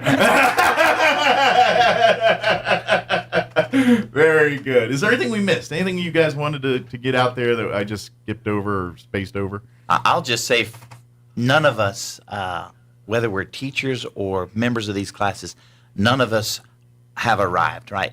You never get to the end of learning about Jesus. Katie can read Matthew chapter 2, and she said it well, that the Bible's alive and it's living. And if she reads Matthew chapter 2, the Lord's going to speak to her what she needs to get out of it. I can read Matthew chapter 2, and I'm in a different place in my life, and He's going to tell me what I get out of it. But it's what you needed at that moment. Yes, exactly right. And there are, I can't tell you how many times that we've all passed through these passages, and And you read through it and you thought, gosh, I've never thought about that before. Mm-hmm. And I'll tell you, the reason the Lord has me being a teacher in the class is I need it worse than anybody else. And if you have to prepare a talk about Scripture, you learn more about it. And I just need it more than most, and that's why I'm in that role. But none of us are complete Christians. God's got His plan for you guys as much as He got for us and everyone else. That's too. right. None of us claim to have arrived. I'll just say that. Well, and that's it. If you're a human being, you're growing every day. You're going. That's life, you know. That's the point. And I would say, even on your deathbed, there might be a few nuggets of wisdom you're gaining before you're moving on to the next phase here. Right. That's why community Bible study is good for anybody. That's right. Absolutely. Yeah, absolutely. Well, thank you guys very much. I appreciate it. I just saw, about to get kicked off the radio for news here. So, but thank you. Anytime. Absolutely. And like I say, come on out again next week, the 27th. Come on out 6 p.m. for classes, and then Wednesday morning at 9:30 here, all at Christ Church here in Roswell. Yes. Thank you guys. Appreciate Thank you. it. Thank We'll you. see you again soon. Okay. All right, is closing in on 8 o'clock. Can I work in one ad? I can. We're going to do one ad before news. Don't go away. At the all-new Roswell Ford. Right now, get crazy low prices on all-new Fords and quality pre-owned cars, trucks, and SUVs in stock. And top dollar for your trade. Stuck in your loan or lease? Roswell Ford wants to get you released, even if you owe thousands more than it's worth. So you can drive a new Ford or quality pre-owned vehicle for a lot less. For a limited time, get 0% APR and $1,900 in bonus cash on 2024 F-150 trucks. And make no payments for 90 days. Plus, we have a great selection of low-mileage, one-owner pre-owned vehicles, all in prime condition, starting at just $10,000. Don't settle for a low-quality, overpriced clunker. Buy a quality pre-owned vehicle from Roswell Ford for a lot less. Roswell Ford has partnered with the most aggressive lenders that will push to approve you today, even with bad or no credit. Lower prices, exceptional trade-in values, and a better buying experience. Get on board at Roswell Ford with new management and a whole new attitude. 821 North Main Street in beautiful Roswell, or online at roswellford.com. 0 APR for 36 months at $27.78 per thousand. Subject to lender approval through Ford credit. Offers not combined. Sale ends 9/2/24. Hey there, Chief Detective at Trustmark Roofing and Windows. If you think you need a new roof or windows, you should know that Trustmark specializes in just the facts. We investigate your roofs or windows issues, document our research in a thorough case file, then present you with hard evidence of our findings. Witnesses in the southeastern New Mexico area can corroborate Trustmark's just the facts approach. A local customer said, of all the bids we received, Trustmark Roofing was the most detailed and explanatory. And another witness said, I received bids from 3 top-rated roofers and Trustmark was the most thorough and forthright. Get the roofer who specializes in just the facts. Dial 575-755-7663 or visit TrustmarkRoofingLLC.com today. But you didn't hear it from me. Jennifer here at Trustmark Roofing and Windows. At Trustmark, we're all about our customers, and that is because we have some of the best people in the world at our company. Call now and ask about our special offers. 575-755-7663. Trustmark Roofing, we put people first. Bill Cunningham is now in Roswell on 106.5 FM, KEND Roswell. And that's going to do it for us. Have a great weekend. Enjoy football tonight. We'll be back bright and early, 7 a.m. tomorrow or on Monday. Have a great weekend. Take care. Thank you so much for allowing us to be a part of your day. Breaking news this hour from townhall.com. I'm John Scott.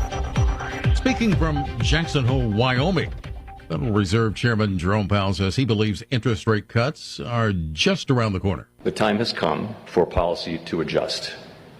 The direction of travel is clear, and the timing and pace of rate cuts will depend on incoming data, the evolving outlook, and the balance of risks. Powell emphasized that inflation after the worst price spike in 4 decades inflicted pain on millions of households appears largely under control now. Also at townhall.com, the Democratic Convention in Chicago wrapping up Thursday night. Vice President Kamala Harris told the audience what they wanted to hear. On behalf of everyone whose story could only be written in the greatest nation on earth, I accept your